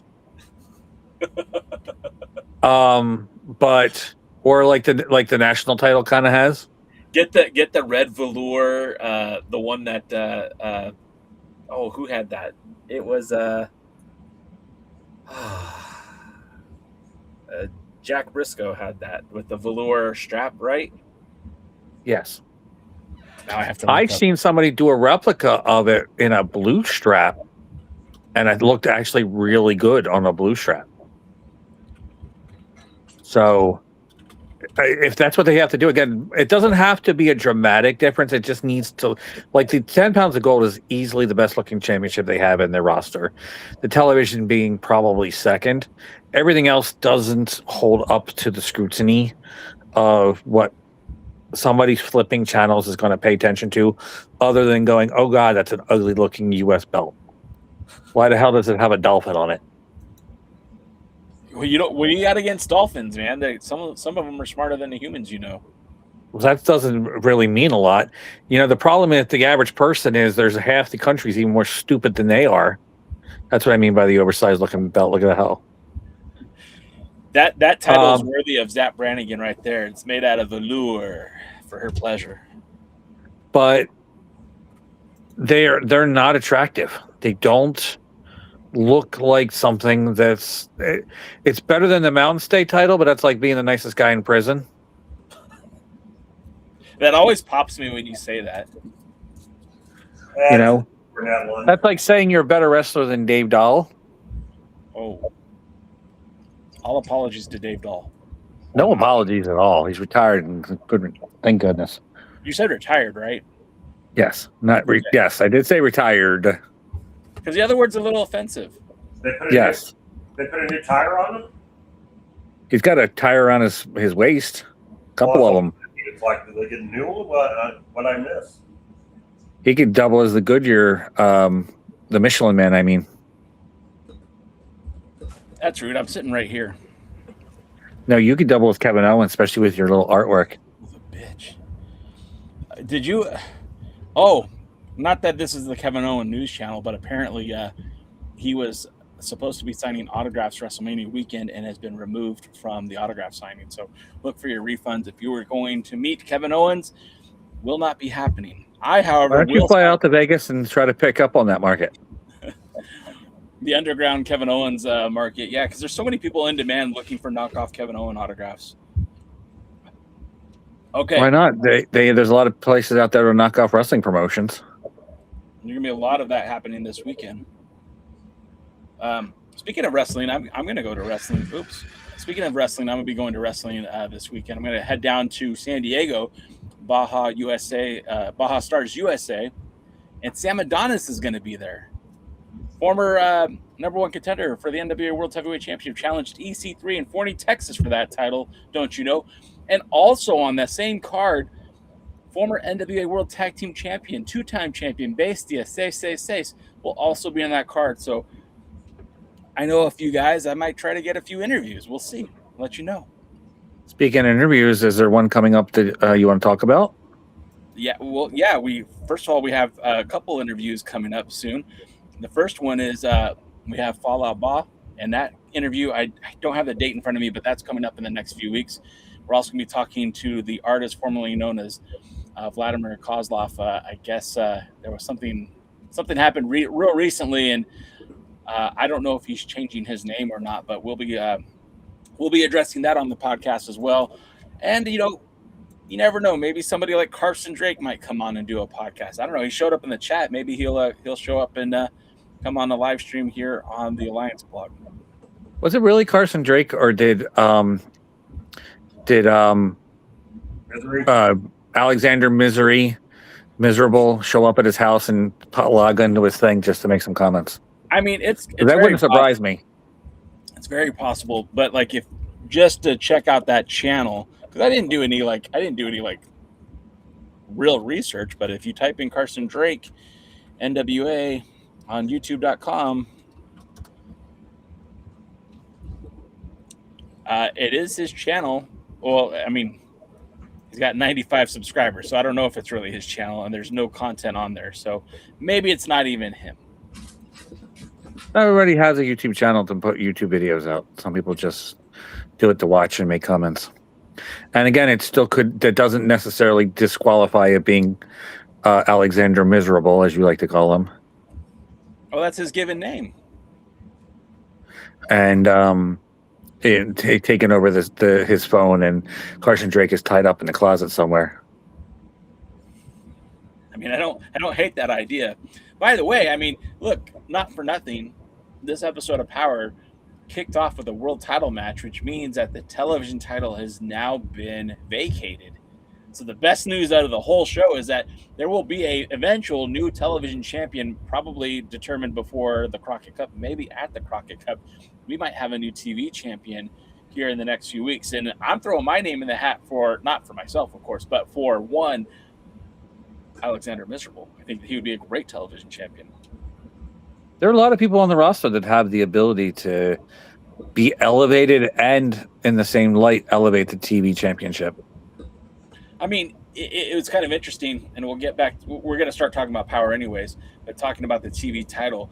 At one point, one segment on the show that talked about how Mims is a former TV champion and his tag team partner, the Pope, is one of the longest reigning television champions. And I'm thinking that would be a very interesting dynamic, too, to see one of those guys get another run with the TV title. I don't think we have a two-time TV champion. Oh, I guess Carson Drake is a two-time TV champion. No, he only once. Once? Now I have to look that up. He wrestled against your favorite in Brian Idol to crown the new champion. Oh, we were there live for it. Yeah, you're right. You're right on that one. But I'm gonna see who. Let me look real quick to see who are the former TV champions of the Lightning One era. If we can take just a second to do that. And did not talk about Power. Well, we got to do that too. But so Brian Idol held the title, then Carson Drake, Max the Impaler, Mims, Thom Latimer, Jordan Clearwater, Tyrus, the Pope, Zicky Dice, and Ricky Stark. So we have not had a wrestler to hold both, or to hold the TV title more than once. And it should be noted too that Nick Aldis was a former two-time world heavyweight champion. Trevor Murdoch, two-time former world heavyweight champion. We haven't seen a two-time world heavyweight champion in the division in the NWA. The national title, I think that story is a little bit different because I know Chris Masters held that title 2 times. Chris Adonis, excuse me. We know for the tag team champions, Bestia and Mecha Wolf won those titles 2 times. And we know for the women's tag team titles, although not together as a team, Kenzie Page had won those titles 2 times. And Ella Envy had won those titles 2 times, but no tag team. Oh, the Hex. The Hex have won those titles 2 times. 2-time U.S. tag team champions too was Daisy Kill and Talos. Yes, the U.S. tag titles. And technically the Country Gentleman, but it was a different Country Gentleman. Ella Envy held the tag title 3 times with 3 different partners. Correct. All right. So let's talk about Power. No. No. I didn't dislike this episode of Power. Did you, Jaden? You could omit yourself, but DK, you watched this week's Power, correct? Yeah. Did you dislike this week's episode of Power? I was unimpressed with this week's episode of Power. Okay. Well, I actually enjoyed it, and that's not too surprising. I normally have a more favorable experience watching Power than you guys, but I didn't. Does that to you? What'd you say? Smoking pot can do that to you. I don't smoke anything. This episode opens up with Brian Idol and the Thrillbilly package. Sniffing glue can do that to you. I don't sniff glue either. Not even when I'm building my models. Idol, the promo here is we've heard all of this before. It's nothing new, but the way they packaged it was kind of neat. They kind of threw a sepia tone on it to make it look like this long war of words between the two. Idol wants to give the NWA back to Billy. That promo just still rubs me the wrong way. You're my best friend, and I'm going to give you the NWA back. Silas Mason didn't hijack the NWA. He willfully and rightfully won the 10 pounds of gold. There's nothing wrong with that. He hasn't hijacked it. He hasn't refused to defend the title. He hasn't refused to work for Billy. All he did was win the title. I don't understand the commentary here from Brian Idol. But it's not like he's Joe Cazana, who technically stole it from him or something. Joe Cazana tried to undermine Billy's ownership. Absolutely. Thrillbilly calls Brian Idol herpes, and then he's going to vaccinate the NWA, which is still going to be my favorite line 10 years from now when we're thinking about Brian Idol, the wooden laconic superstar. The match starts off, first of all, it was the opening match, and that was very peculiar to me because I would assume this would be the main event. Brian Idol literally cashing in his lucky 7 to take on the world's heavyweight champion in they did a stipulation match to set this up for a no limits match. Now they did say that the pinfall had to be counted inside the ring, but outside of that, no holds barred. So it was a very it was expected to be a very violent matchup, and it mostly delivered. But I'll be honest, the match started very pedestrian. It was very for a no limits match, and for two guys who really dislike each other as much as Idol and Silas Mason do. I was not really excited by the lack of action early on. The match starts with Idol eating a boot as he charged into Silas Mason. It looked like he was trying. Again, this is your baby face right now, maybe the top baby face in the company, and he's the one that's trying to sneak attack the world champion. It just felt very disingenuous there. Idol counters a turnbuckle whip with an ugly sling blade. I get what that move is. I don't like it when it's executed correctly, but when it's done poorly, it just makes things look even worse. Not really thrilled with that one. Idol counters a power slam and hits a nice drop kick. I will say this, Idol has a pretty drop kick, and most time when he connects, it looks really good. This sends Thrillbilly to the outside. Idol tries to suplex Thrill to the outside. I misread my notes here, but it didn't work. Mason catches Idol, and then we just lost Jaden. He'll be back later. He never did like what you had to say. It's all right. As long as I got you, DK, I'll be all right. That is true. A table gets pulled out, but it doesn't get used right away. And they bring it out. It comes into play later. Mason scoops up Idol. And that was the other thing. Brian Idol's a big guy. He moves around the ring like he thinks he's a junior heavyweight, but he's actually like 6'4", probably at least 250. And Mason picks him up and throws him around like he's a rag doll. It speaks volumes about how powerful Thrillbilly Silas Mason is. And maybe it's because we see him in matches with guys who are, appropriately sized, but he really can throw some of the bigger guys around. And at one point, Silas,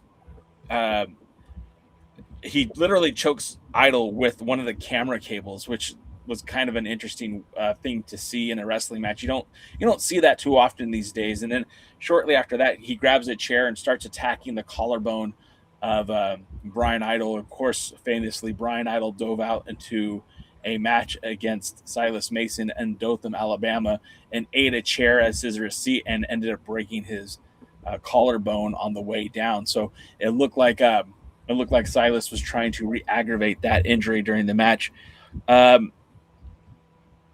There's a part where Silas gets Brian Idol to the table. He's about ready to powerbomb him, which would have been a thing of beauty. Brian Idol does a back body drop to get out of the hold and puts Silas Mason through the table. Then the Southern Six come out, and they're basically holding Idol up against the ropes, so that giving the opportunity for Silas Mason to attack. He's able to dodge Silas Mason, and then ends up throwing Mason into the Southern Six, drop kicking him onto the Southern Six. And you would think like, uh-oh, something crazy is going to happen now. And while all of this is going on, Carnage, yes, from BFT Carnage, who, he recently had a match against Brian Idol that, it was a good match for both of them, but Brian Idol ended up retaining his title in that matchup, comes out to distract Idol, giving Silas Mason just enough time to connect with the thrill ride for the 1, 2, 3. It was a good victory for the champ. The match could have certainly been a lot more violent in nature. And for this not being a signature live event, a straight up Tampa TV taping, it was probably one of the more intense matches we've seen on Power. Again, that wasn't part of an SLE. I definitely love the outcome of the match. I feel like Brian Idol got a decent amount of offense in, and there were a few moments where I thought, uh-oh, they better not put the belt on this guy. But by and large, I thought the match was a good indication, a good representation of what Billy Silas Mason is. And Brian Idol gave it his all, still took the loss. They kept him strong by having the Southern Six get involved. They kept him strong by having Carnage get involved. Remember, it was his idea to make this a no-rules match. So all of that was legal, and there was nothing the referee could do to stop it. And it wasn't even that problematic. It just caused distraction mostly. So Silas Mason, your World's Heavyweight Champion still. DK, what did you think about it? I was bored by it. Okay. First of all, of course, I hate rules, no rule matches. And then they're like, oh, but Billy insisted that the falls have to be in the ring. Well, why the hell did we have a stipulation match where I got named stipulations if you're not going to follow them? Just ridiculous. Kerry Martin was mad that Throwbilly hit him. How long's this been going on now? Since the Jack Stang tournament before? I can look that up. Shit or get off the pot. Do an angle or drop it. I mean, I'm personally of the opinion the Southern Six need to all go their happy little ways. The genesis of the feud between Idol and Silas Mason started. No, not Idol, Kerry Martin. Oh, Kerry. Oh. Remember, I said Kerry. Okay, I'm sorry. Silas hit Kerry. Oh. Kerry was mad about it afterwards. Oh, I saw that, and I didn't think he was mad about. Yeah, I mean, he's like, hey, you hit me. You hit me. Yeah, but I mean, and Idol was like, get over it, dude. I'm still champion. Yeah, okay. Fair enough. And it's just like, that's what I was saying. They've been pulling this angle. The two of them are not on the same page. They hurt each other more than help each other. But I'm tired of it. Do something. Yeah, okay. That's fair. Because I know it's been going on since at least the Jack Stang tournament, because Kerry cost Silas his match, and that was a year ago. Okay. So come on. I'm tired of that shit. Do something. Yeah, well, I agree with you. The Southern Six, they need to do something with the Southern Six at this point. I don't know where they're going with it. I don't see them breaking up into a feud. But if they want to make Kerry Morton a babyface, that's probably the best way to do it. To have him be the one to challenge Silas Mason for the title, and that be the end of it. But you're right. There's not a whole lot going on there, and there's certainly nothing that makes me go, "Ooh, this is exciting." Oh, sorry about that. Sounds like someone's trying to start a car. It's something that I had an alert on my phone about somebody was at my door, so I was just checking it, and then it played a video, so I was a little caught off guard. Sorry about that. Okay. After that, we get Olivia promo, and Olivia, she's young. She's very young. Olivia is thanking Markova for a title shot. Title shot. What'd you say? So I thought originally it wasn't supposed to be a title shot. No. It was Markova said that she felt bad that Tiffany Nieves cheated her out of a genuine title shot, so that she was going to put her title on the line. And then Tiffany Nieves last week was very upset that Markova was handing out charity title shots and that Nieves had not had her title shot yet. So for that reason, it made sense.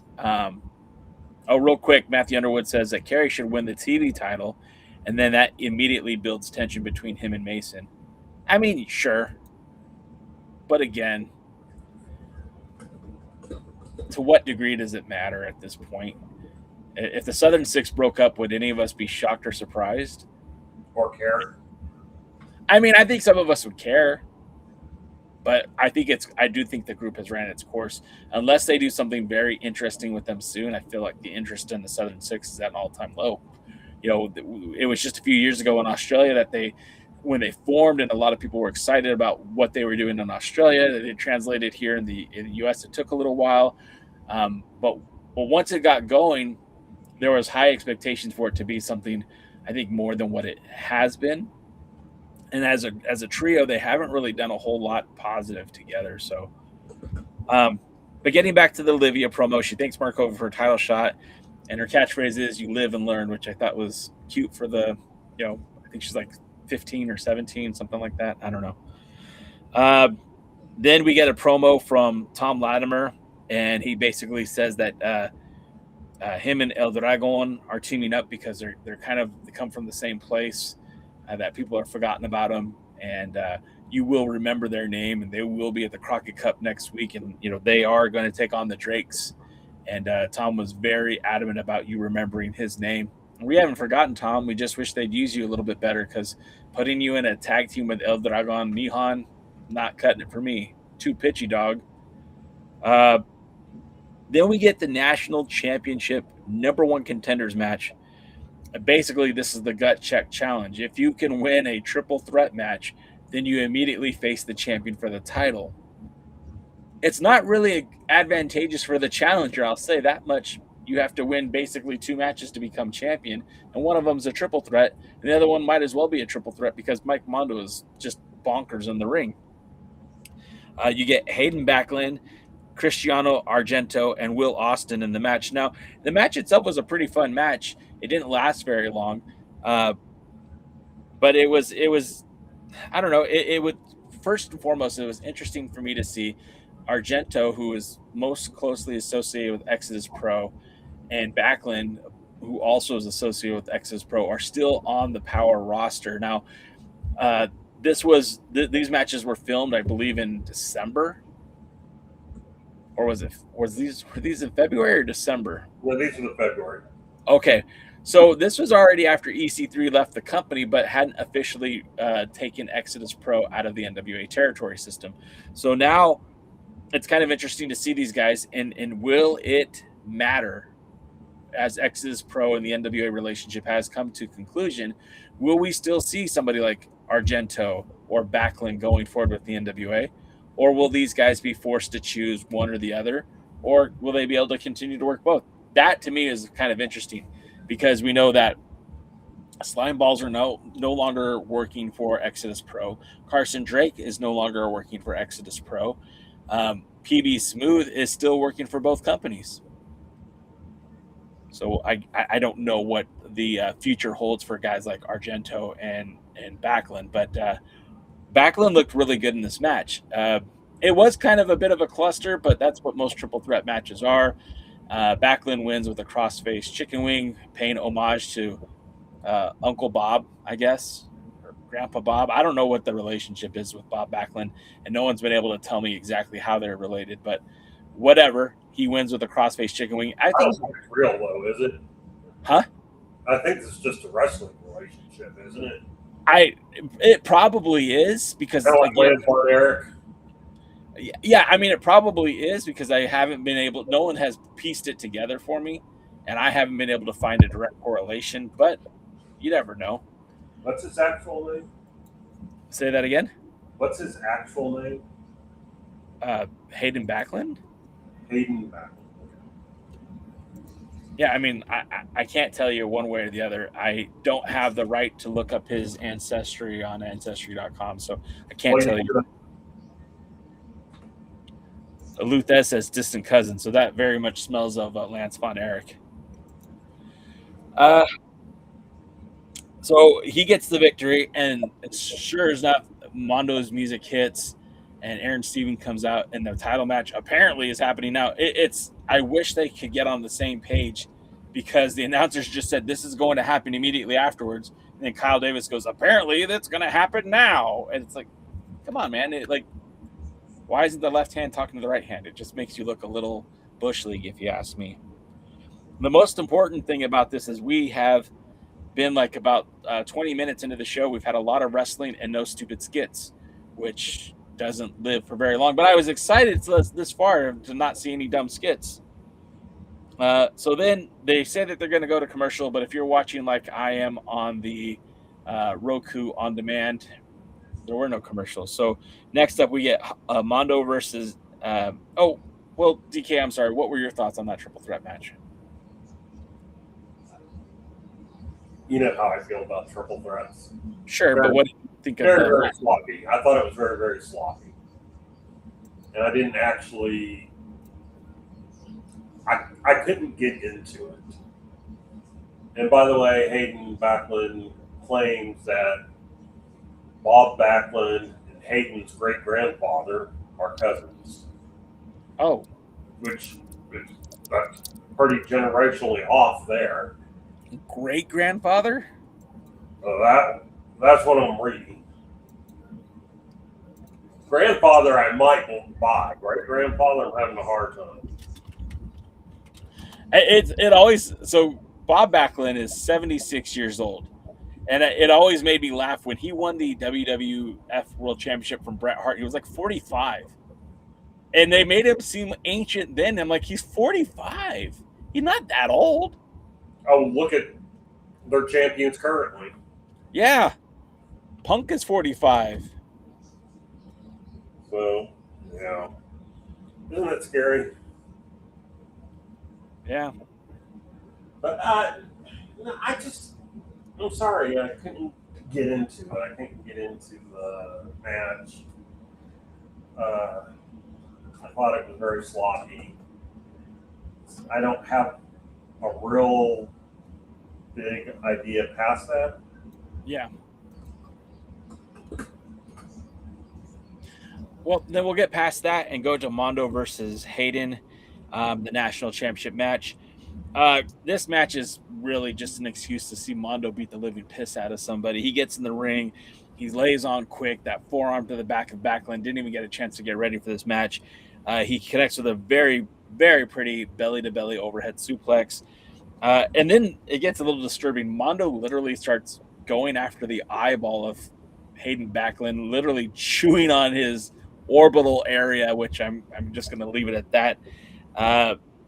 And then he just continues to torture the eye area, like he was dropping his elbow into the orbital socket. I mean, it looked brutal, and I'm sure that's what he was going for. Mondo locks in a Cobra clutch. I haven't seen him use a lot of submission holds like that in the ring. He's more of a collegiate style of wrestler, not so much a submission expert. But he locks in a Cobra clutch, does not get the victory. Backlund's able to get out, gets a little bit of fight in before Mondo takes control of the match again.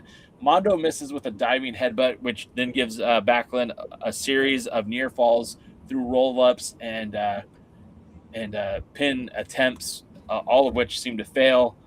And ultimately, Mondo wins the match with a gut check to end it.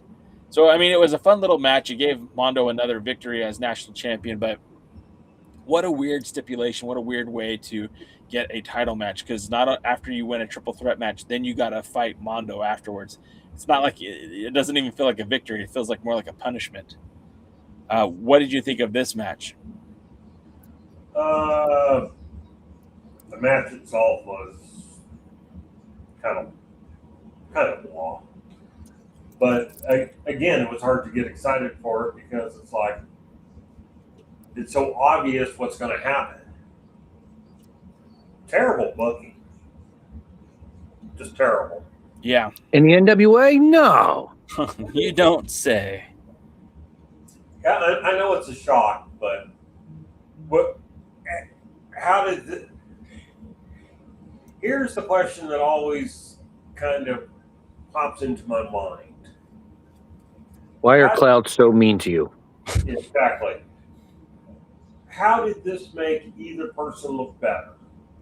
Does Mondo look better because he can beat a guy that just went through a three-way match where he got beat up a lot? Does Hayden look better because he got slaughtered by Mondo after that match? I mean, what did the national title seem more prestigious after the match because of how it took place? And the answer to me is no on all fronts. So what was the purpose? What were you trying to do? Who were you trying to get over? Would it have worked better? I didn't see it. Would it have worked better if it was just one-on-one Hayden Backlund versus Mondo, and Mondo did the same thing where he destroyed him? I think so. Look, I don't have a problem with Hayden Backlund taking a loss here, right? Like, he's still relatively new to the NWA. He's only been on one or two matches before this, so I'm okay with him doing the job. I think having the gut check challenge makes him look good, only to have him get beaten up by Mondo. I don't have a problem with Mondo getting a victory here, but I would have rather just had a more straight up match with Hayden and Mondo as opposed to doing the triple threat challenge before the problem isn't the winners; it's how it was put together. To answer Jaden's question, it'd be better if Mondo goes in against a fresh guy and beats snot out of him, because you're assuming that just a distant relative of Bob Backlund, somebody who they have shown has some wrestling skill and stuff like that. Sure, it's impressive if he can go in and slap him around and beat him up, but right after he's just been in a three-way. I mean, I assume Smalls could go in and beat him. After all, he's been beating Daisy Kill. This is true. Real quick, is there a way I could actually make request on who Mondo can beat up and destroy? Like, can we put Tyler Franks in, just basically like in a segment where Mondo beats up people we don't really want to see and don't like? Gags the Gimp. Hunter. Hunter, yeah, Hunter. That was one that was going to be on my list. In fact, we could do like 3 weeks in a row. I wouldn't mind it. Unfortunately, Carson Drake is part of the Federation of Champions with Mondo, so you're not going to see that match. Matthew Underwood asked if this would have been better if it was an opening match than the title match would have been in the main event. And yeah, I mean, sure, but it's still like the way that they built up the match. Again, if we were presented straight up a triple threat match and then next week we get it, a Mondo versus Hayden match, that would have been fine. If we would have had just Hayden getting a title match just because, again, I don't love the way that it's booked, but that would have been fine. It takes away from the victory because Mondo gets a win after a guy who just won a triple threat match. And it's like Mondo didn't get the best version of Hayden. He got a Hayden that survived a triple threat match. So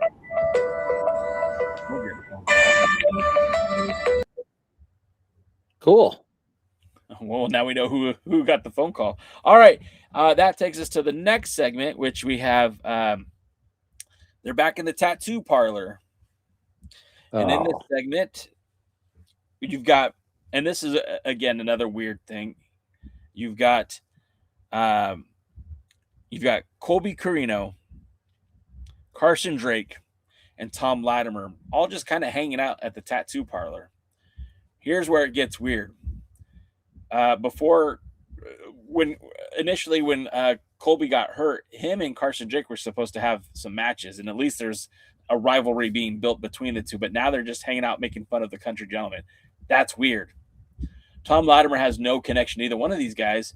In fact, the last time Colby Carino wrestled in an NWA ring, Thom Latimer was one of his opponents. This is a weird, just why are we throwing these guys together? It's not building to a storyline. It doesn't make any sense. This is stupid gaga just for stupid gaga. Like if this was going to build to a match with the country gentleman and Thom Latimer and El Dragon Nihan, okay, then I get it. But that's not what this was. It was literally throwaway lines about Thom being from Paris and Carson being from California. It was just dumb. This was a dumb segment. I can't say anything positive about it.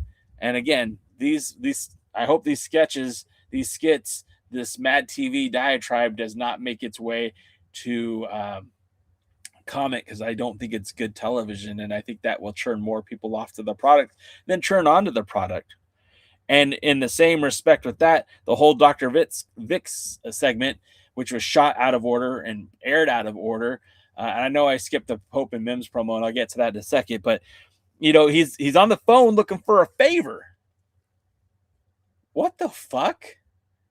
How does this progress the storyline? Is he bringing in a woman to go after Tiffany Nieves? Because okay, and then now that might be a little bit interesting. If he's like, oh, you turned away my advances. I wanted to marry you, and now I'm going to find someone to destroy you.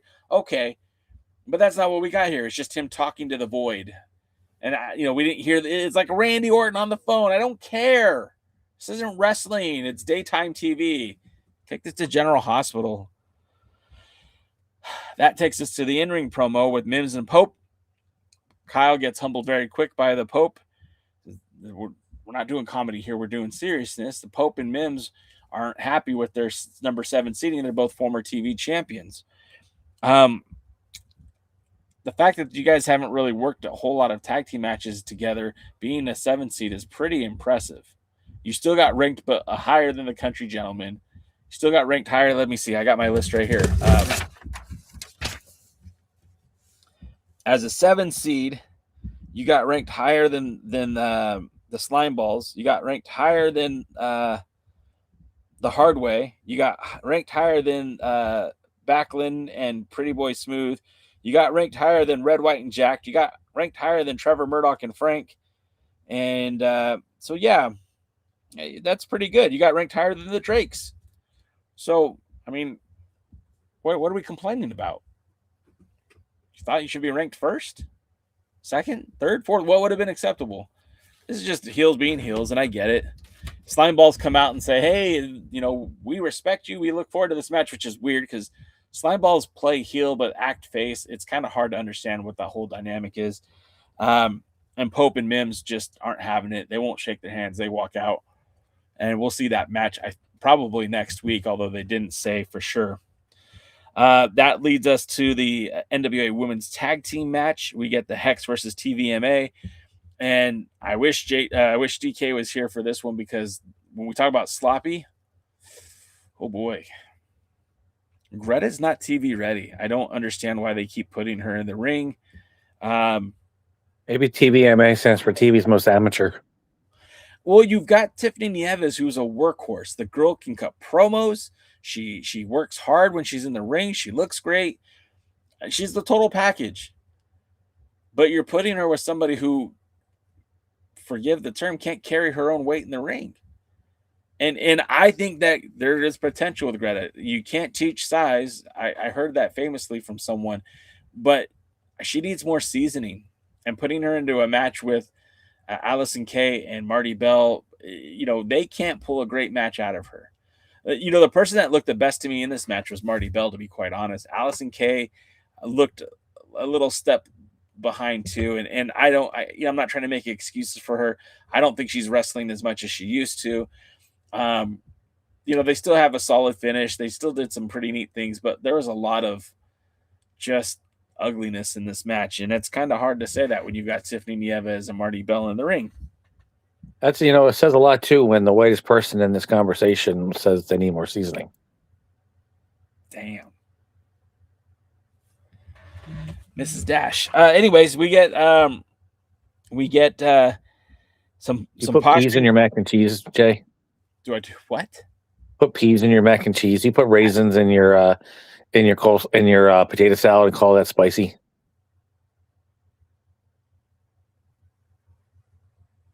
I put Cholula on my eggs. Little Cholula? Did you interview him? After some posturing, Tiffany Nieves tags in Greta to start with Marty Bell. I would love to just see Marty and Tiffany Nieves go at it. They have history with Exodus Pro. Marty Bell is the one that beat Tiffany Nieves for the Exodus Pro Women's Championship. Marty's a very talented female. We've known that for a while. We don't get to see her wrestle as often as we should. And being in a tag team is great. Having her represent the NWA as Women's Tag Team Champion is great. I would like to see Marty Bell be more active in the women's division and potentially go after that TV title. Tiffany basically does the quick tag as soon as things don't go her way, tags in Greta. Once Greta gets control of the match, Tiffany makes sure she tags herself back in. And after some very stoic offense from Greta, it's like she moves in slow motion, and I get it. She's supposed to be a giant, and she's bigger than most of the women in the NWA, but this is just it's not working for me. I don't think she's good. I think she needs to get more work in. This would be great if they had territory systems that were running every week. Oh wait, they do every week. There's no excuse. Yeah, well, there's no excuse for it, to be quite honest. And somebody like Greta, who is young, she's young. She could still learn. She could improve. But in these matches, she just looks clunky. And I don't know if they're telling her to look this way. I've heard that she looks good in practices and training. But, there's a difference between being in front of, a couple, 100 people with the cameras on you and the lights on you, and being in front of, somebody holding a cell phone at training. That's two different environments. And she needs to get to the next level sooner than later, because they're putting her on TV and it's not working. She's not believable. Essentially, the match ends when basically Greta takes herself out of the match when she punches the ring post. Tiffany Nieves goes for a quick pin, but doesn't get the 3 count. Miss Star is, convalescing Greta. And while that's happening, Hex Hex marks the spot for the victory, which is a pretty cool looking move, to be quite honest. And probably the best thing about the match was hitting Tiffany Nieves with that move. Outside of that, nothing to write home about. I was not overly impressed. I didn't really care for the match. Unfortunately. Yeah. Why isn't Miss Star in the match? I know she wasn't the greatest, but they seem to have positioned her more as a manager now. She is a former tag team champion. Remember, she won the titles with Ella Envy. But I forgot about that, actually. But they just, for whatever reason, they don't see her as a wrestler, which, I get it. She wasn't the best in the ring either, and maybe she's best suited for this role as a manager. But even if that's the case, like Tiffany Nieves does not have enough ability and credibility to carry both of them. She needs, what made her and Rossi. Yeah, Valentina Rossi work is Valentina Rossi could work, and they complemented each other very well in the ring. And I know she's gone on to sign with the WWE ID, which is great, but you can't keep putting Tiffany Nieves in tag team matches with partners who aren't up to her standard. It just makes her look worse by comparison. I'm sure, though, they can find good women wrestlers to be her partner, maybe part of this. I think the couple of them. Who was that girl that teamed with Haley J that had a good match? That looked good. The athletic girl. What was her name? I will look right now. I don't remember. You know what I'm talking about? The one that had all the she could do she was very athletic. You can tell she was a gymnast. Yeah, let me just see here. I'm taking a look right now. Haley J in the NWA. She teamed up with Rachel Lay. Yeah, I think that was her name, Rachel Lay. Yeah. That was the one that took on Serena Vale and Viperous. Yes. I think she could be a part of the TVMA and be used well. Or whatever happened to CJ. Oh, yeah, she's just disappeared altogether. Yeah. Well, she could be a member of the TVMA. There's talent out there that they can keep Greta. See, the problem is Paul Heyman made 911 look like the greatest thing since sliced bread. And when he eventually got exposed going to WCW, people didn't know how to cover his weaknesses and accentuate his strength. Billy and the NWA Brain Trust don't have that ability with Greta. They could, at least while she's trying to get better and wrestling in the territories, she could be their 911 if they knew what they were doing with her, but they don't put her in that situation. And I don't know if she even has the ability to be covered enough to be able to be a 911 for them, and instead find somebody else for Tiffany's partner, or just keep her as a singles wrestler. I would almost like to see Miss Starr use Greta as 911 and Paul Heyman and not win a title, but just have her go out and just beat people up. I think that would be a better way to use it. Like Tyler Franks and what was his name? DK? I can't think of it now. Hunter. Hunter, yeah. I wouldn't mind seeing her just choke slam Hunter to her table every week. We should all choke slam Hunter to her table every week. Well, he's not that heavy. DK, what did you think of the women's tag match? Yeah. Yeah. What are you there? Keeping the place? It was bad. Bad. Shit. Okay. That's another word to describe it. We'll jump to the next. Useless. And maybe slow. I'm sorry. We'll jump to the next I was thinking of words. With slime balls in the back, and the slime balls, not in the back, but they're back at Dr. Vic's Adobe. And I get, again, this was filmed out of sequence because now it's the Sunday after the party, and the slime balls are still eating birthday cake and talking about how Dr. Vic got embarrassed by Tiffany Nieves, and what's he going to do, and how could he let her talk to him like that, and that if it was them, that they would be slime everywhere, and that could mean a lot of things. And it was just, look, again, if this is leading to Dr. Vic bringing in a challenging competitor for Tiffany Nieves, then I'm all for it. But as of right now, it doesn't feel like that's where they're going, and it just feels like more wasted TV time.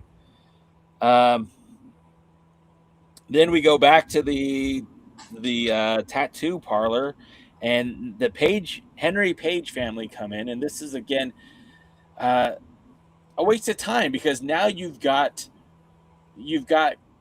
Kylie Page, the pretty prima donna, who is certainly the spitfire between the two sisters, is not quiet about how much she hates Joe Cazana, and Joe's like, well, what are you guys doing here? And she's like, I hate you, and I'll rake out your eyeballs, and it's all, she's great, she's fired up, but there is no female, there's no country female, there's no country gentlewoman, and I don't want to see the Page sisters fight the country gentleman again. I didn't want to see it the first time. I don't want to see it the second time.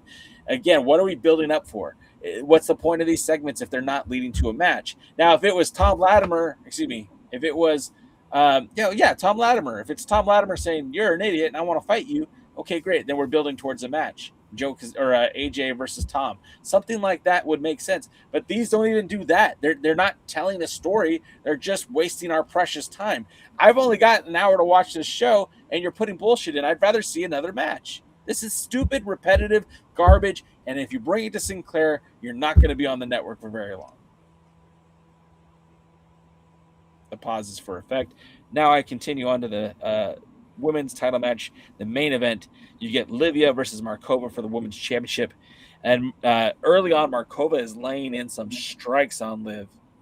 And it's funny because Markova was so gentle in her promo, like, oh, this isn't how we treat talent in the NWA.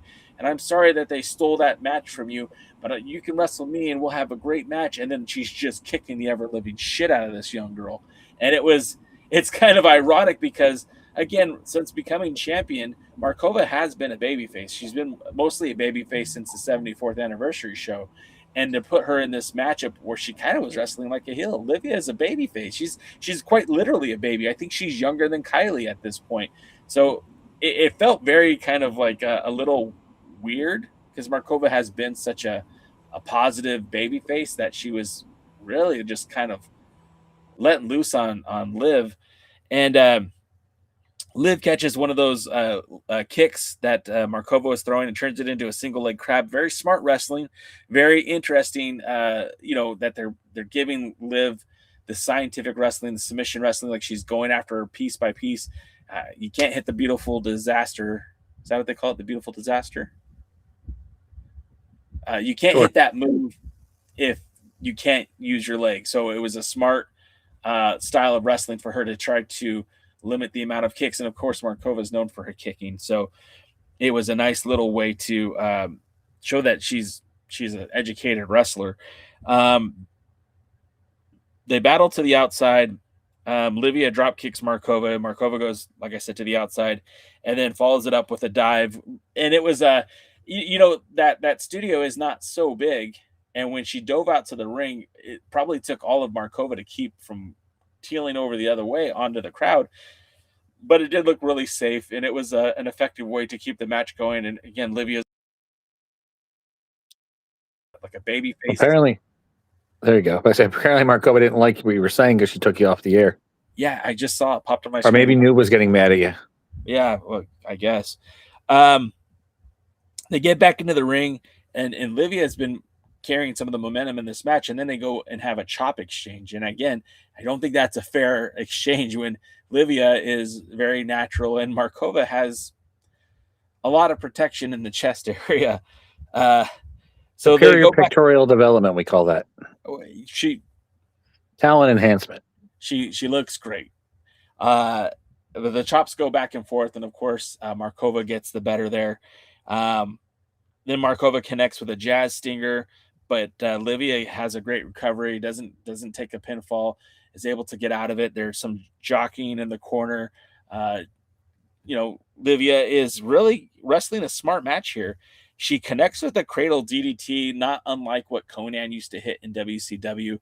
And I know that Markova retains the title here, but in that moment I thought, holy shit, is she going to pull this off? Is she going to win the title here? And even if she doesn't win the title, she has a very good outing against the world champion. Gets the near fall, not the pin. Then Livia connects with a spear, and the announcer's like, "Oh my God, it's over." I'm like, I don't know, man. The cradle DDT looked way more effective than the spear. Again, only good for a near fall. Doesn't end the match. The match continues. Then she puts Markova up in the corner. It looks like she's going to go for that superplex, trying to figure out a way to put over Markova and get the victory. But Markova is able to fight out of it, hits the face buster on Livia, follows that up with a missile drop kick, and then it's 1, 2, 3. All Markova retains the women's championship. And as the two celebrate, as Markova, again, going back to now, after the fight, now she's back to being a babyface, gives some motherly love to Livia, like, hey, you did good, kiddo, good job. And they're about to celebrate in the ring when Tiffany Nieva storms into the ring, blindsides Markova into Livia, and then proceeds to put her foot on the throat of the world champion, which I guess is setting up a Crockett Cup match. I don't know, but that's what it seems to look like. And the TVMA just kind of stand over the women's champion as the show ends for the week. So this match to me was probably the highlight of the show. I did, for what it was, I didn't mind Idol and Mason. I'm glad Mason won. I'm glad that Brian Idol's no longer the television champion. Mike Mondo looks good, but I didn't like the way that match looked. And then, of course, the women's tag match was pretty hard to watch. So, I'd give this show probably like a C+. I know DK will probably score it a little bit harder, but DK, what did you think of the match, and what did you think of the show? And you're muted. That's not my fault. All right. Here's the All right, thing. Jimmy Garvin. It's not my fault. Here's the thing. It wasn't a horrible match. The match itself, in isolation, was good. I enjoyed parts of it. Whose parts? Did you not know how this was going to end? I mean, from the time it was announced and talked about, and I admit I skip over things, probably what I forgot that it was a title match.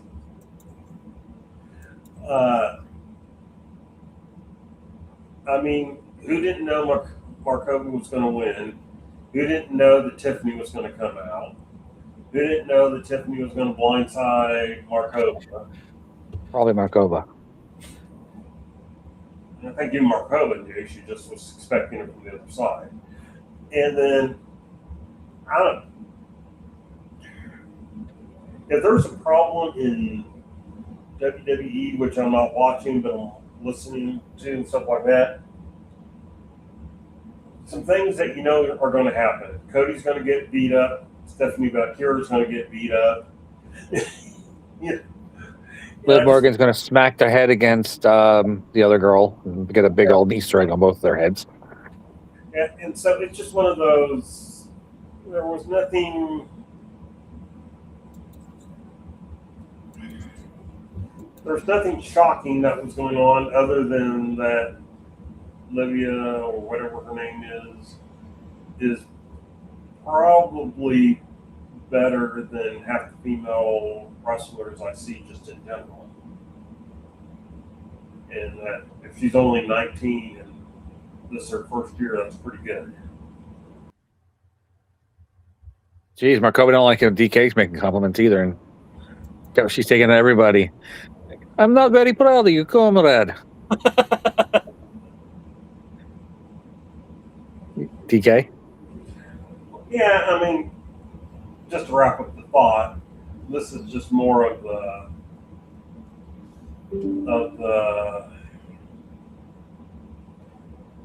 the talent is good for the most part, but the booking sucks big black pieces of you know what.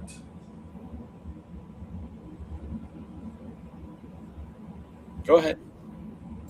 It's a lot of shit. That's all I have to say. And, this is when we're going back, Jaden was saying it's a fresh start and new belts and a lot of this and a lot of that. And I understand everything Jaden's saying, but, it's not, none of it's going to happen. No, I know, but I was pleading. Well, I know you know too, but it's just one of those. Look, I actually never got a chance to say my part, but is it a big deal? Yes, it is that they got on some kind of broadcast television, but it's still the same crap to watch. Yeah. Okay. So with that being said, that's Power. That's this week's Power, of course. Tune in next week to find out what we have to say about next week's Power. There will be more Crockett Cup matches next week, as announced. We will see the Drakes taking on El Dragon Nihon and Tom Latimer. I mean, they said Stevens and Drake, but I think we know at this point it's going to be Lockjaw and Carson. So we'll go from there.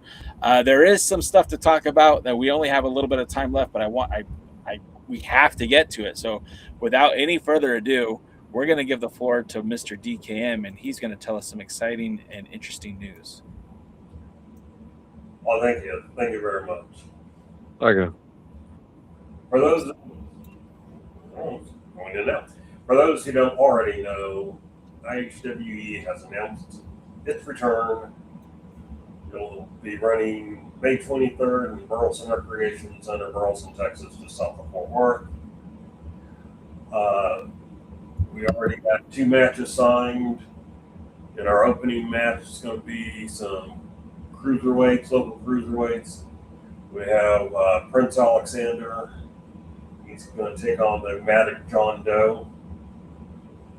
And so that should be an exciting thing. Both guys are in pretty good shape. Both guys know how to wrestle and bring the action. And then we've also announced the main event for the vacant IHWE Championship. We have Prince in the first match. We have a King in the last match. As King Sims will take on Diamond in the Rough. That's how he spells it. Devontae James. And Devontae is like 6'4" and over 300 pounds. Sims is 240 pounds. We're going to have some big men doing some big men wrestling. So I'm looking forward to that. And there will also be a women's title match on the show that is getting wrapped up here this weekend. So hopefully I'll be announcing that next week. And, this is something that DKM has been pushing very hard with the folks at IHWE. Of course, this big return to the Fort Worth area. It's if you are in Texas, in or around Texas, if you're in the Dallas Metroplex area, if you're in Forney, Texas, you could drive on up to see this event, and I'm sure there will be tickets available soon online or at the door. But DK will have more information with that as it comes, and we'll be talking a little bit more about what they're doing with the iconic heroes of wrestling excellence in the next few weeks. Of course, May 23rd is not far from here. It's just a little over a month away. But I know that there's been a lot of hard work in crafting this show, and I think I can speak for Jaden, DK, that we're both very excited for you and for the IHWE. Yay! I am. I'm very excited. I'm very proud of you. No, definitely just keep it all on DK. You get the spotlight. All right. I can do that. Nope. I can do that. We can do everything. Yep. DK. Yes. Talk about how important this is to you and tell everybody who's listening just exactly what it means to have this first event and why they should come to see you. Okay, first on a personal level, I want to point out this is going to take place 2 days after my birthday. I'll be 58 years old and actually fulfilling a bucket list item, a dream, whatever, that to promote a professional wrestling event, card, show, I don't care what you call it, just show up. And so on a personal level, this is really just a dream come true for me. The brand I put forward is a snug, Texas style, gritty, more mat-based, in the ring wrestling style. Yeah, there will probably be flips and dives and some matches and stuff like that, but they're there to accent and stand out so that when the fans leave, and I want it to be very family friendly, so when the fans leave and the kids are saying, "Did you see that guy make that dive, and the parrot doesn't have to go which guy, which dive.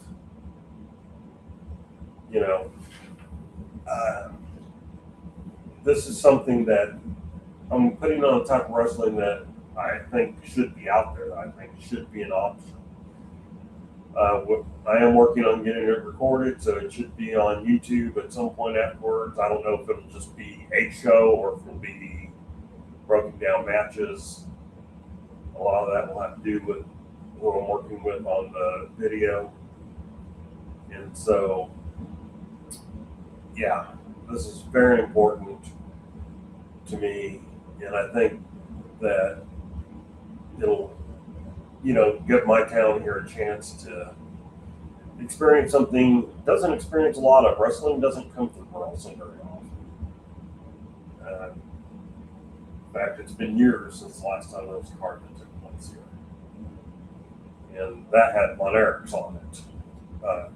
The current Von Erichs is Russell Marshall, but still. So this is just first time, and we're hoping for a sellout. And to be quite honest, I'll be happy if I can break even on the business side. So that's me. That's this. And let's not torture them anymore. I can't hear you, dude. I think Jade wanted to give you your flowers and give you a chance to tell the people why this is so important. And obviously, behind the scenes, we know how hard you've been working on here. Of course, if anyone's just now watching, or just following the Facebook, they're seeing the updates now and they're like, oh, cool. But I think you should be celebrated the fact that you have gotten to this point. And of course, we'll have more celebration once the show is over and hopefully you make something on it. But, even if not, there's something to be said about the venture that you took to get there. So I think I can speak for the other Alliance guys, and I'm going to speak for Rick and Spirit and Tim and Scooby and Jeremy and even Double D, that we're all really proud of you. And, maybe even one of us will end up in Texas for that event. Who knows? Yeah, thanks for giving me notice, by the way. Oh, geez. I'm going to do this in like 5 weeks. Thanks. How much? I don't even have the real ID. Hey, you take the building when they have an opening. And I want to bring up one thing. I'm talking about the hard time I've had. I've actually tried to book this building before without any success. But this time when I sent in the app and stuff like that, the guy, apparently he's a wrestling fan.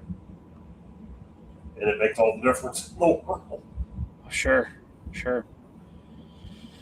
Well, we're running out of time. Jaden, do you have some news you would like to share with us, or does it wait till No, next let's keep the spotlight on DKM. Okay. Well, DK, is there anything else you want to tell us that's coming up for this event that you're throwing? Just keep an eye on the Facebook page for more announcements. Like I said, by next week we'll have a women's match to talk about. Got a tag team match in the works, which is a surprise because I originally wasn't going to have any tag teams. But so we go as it goes. These poor guys have been listening to my suffering as you go through the normal things of people saying, yeah, I want to be part of that, and then coming back and going, oh no, I'm booked somewhere else. Well, when the time comes, you should write a book about it, because obviously the experiences that you're having here aren't unique entirely to you, but obviously you have some fun stories to tell. I'll have fun with you. But again, we've probably got a lot of these people stop suffering since we've been on the thing for like 2 hours and 40 minutes. Well, and I have to go to the bathroom anyway, so we'll call it a night. Hey, everybody. Thank you for hanging out with us here on the Alliance Guys podcast, a presentation of alliance-wrestling.com. If you like what you hear, please like, comment, and subscribe. It helps with the Al Gore rhythm, helps us be seen by similar wrestling fans just like yourself. If you enjoy watching this program, please feel free to share it out with your friends or even your enemies, maybe especially your enemies. But we do really genuinely appreciate your guys' support. The channel's growing. We're doing good business right now. I want to shout out real quick the United Wrestling Network and our partnership with them. You guys came through for me big time with watching Sunday Night Slam.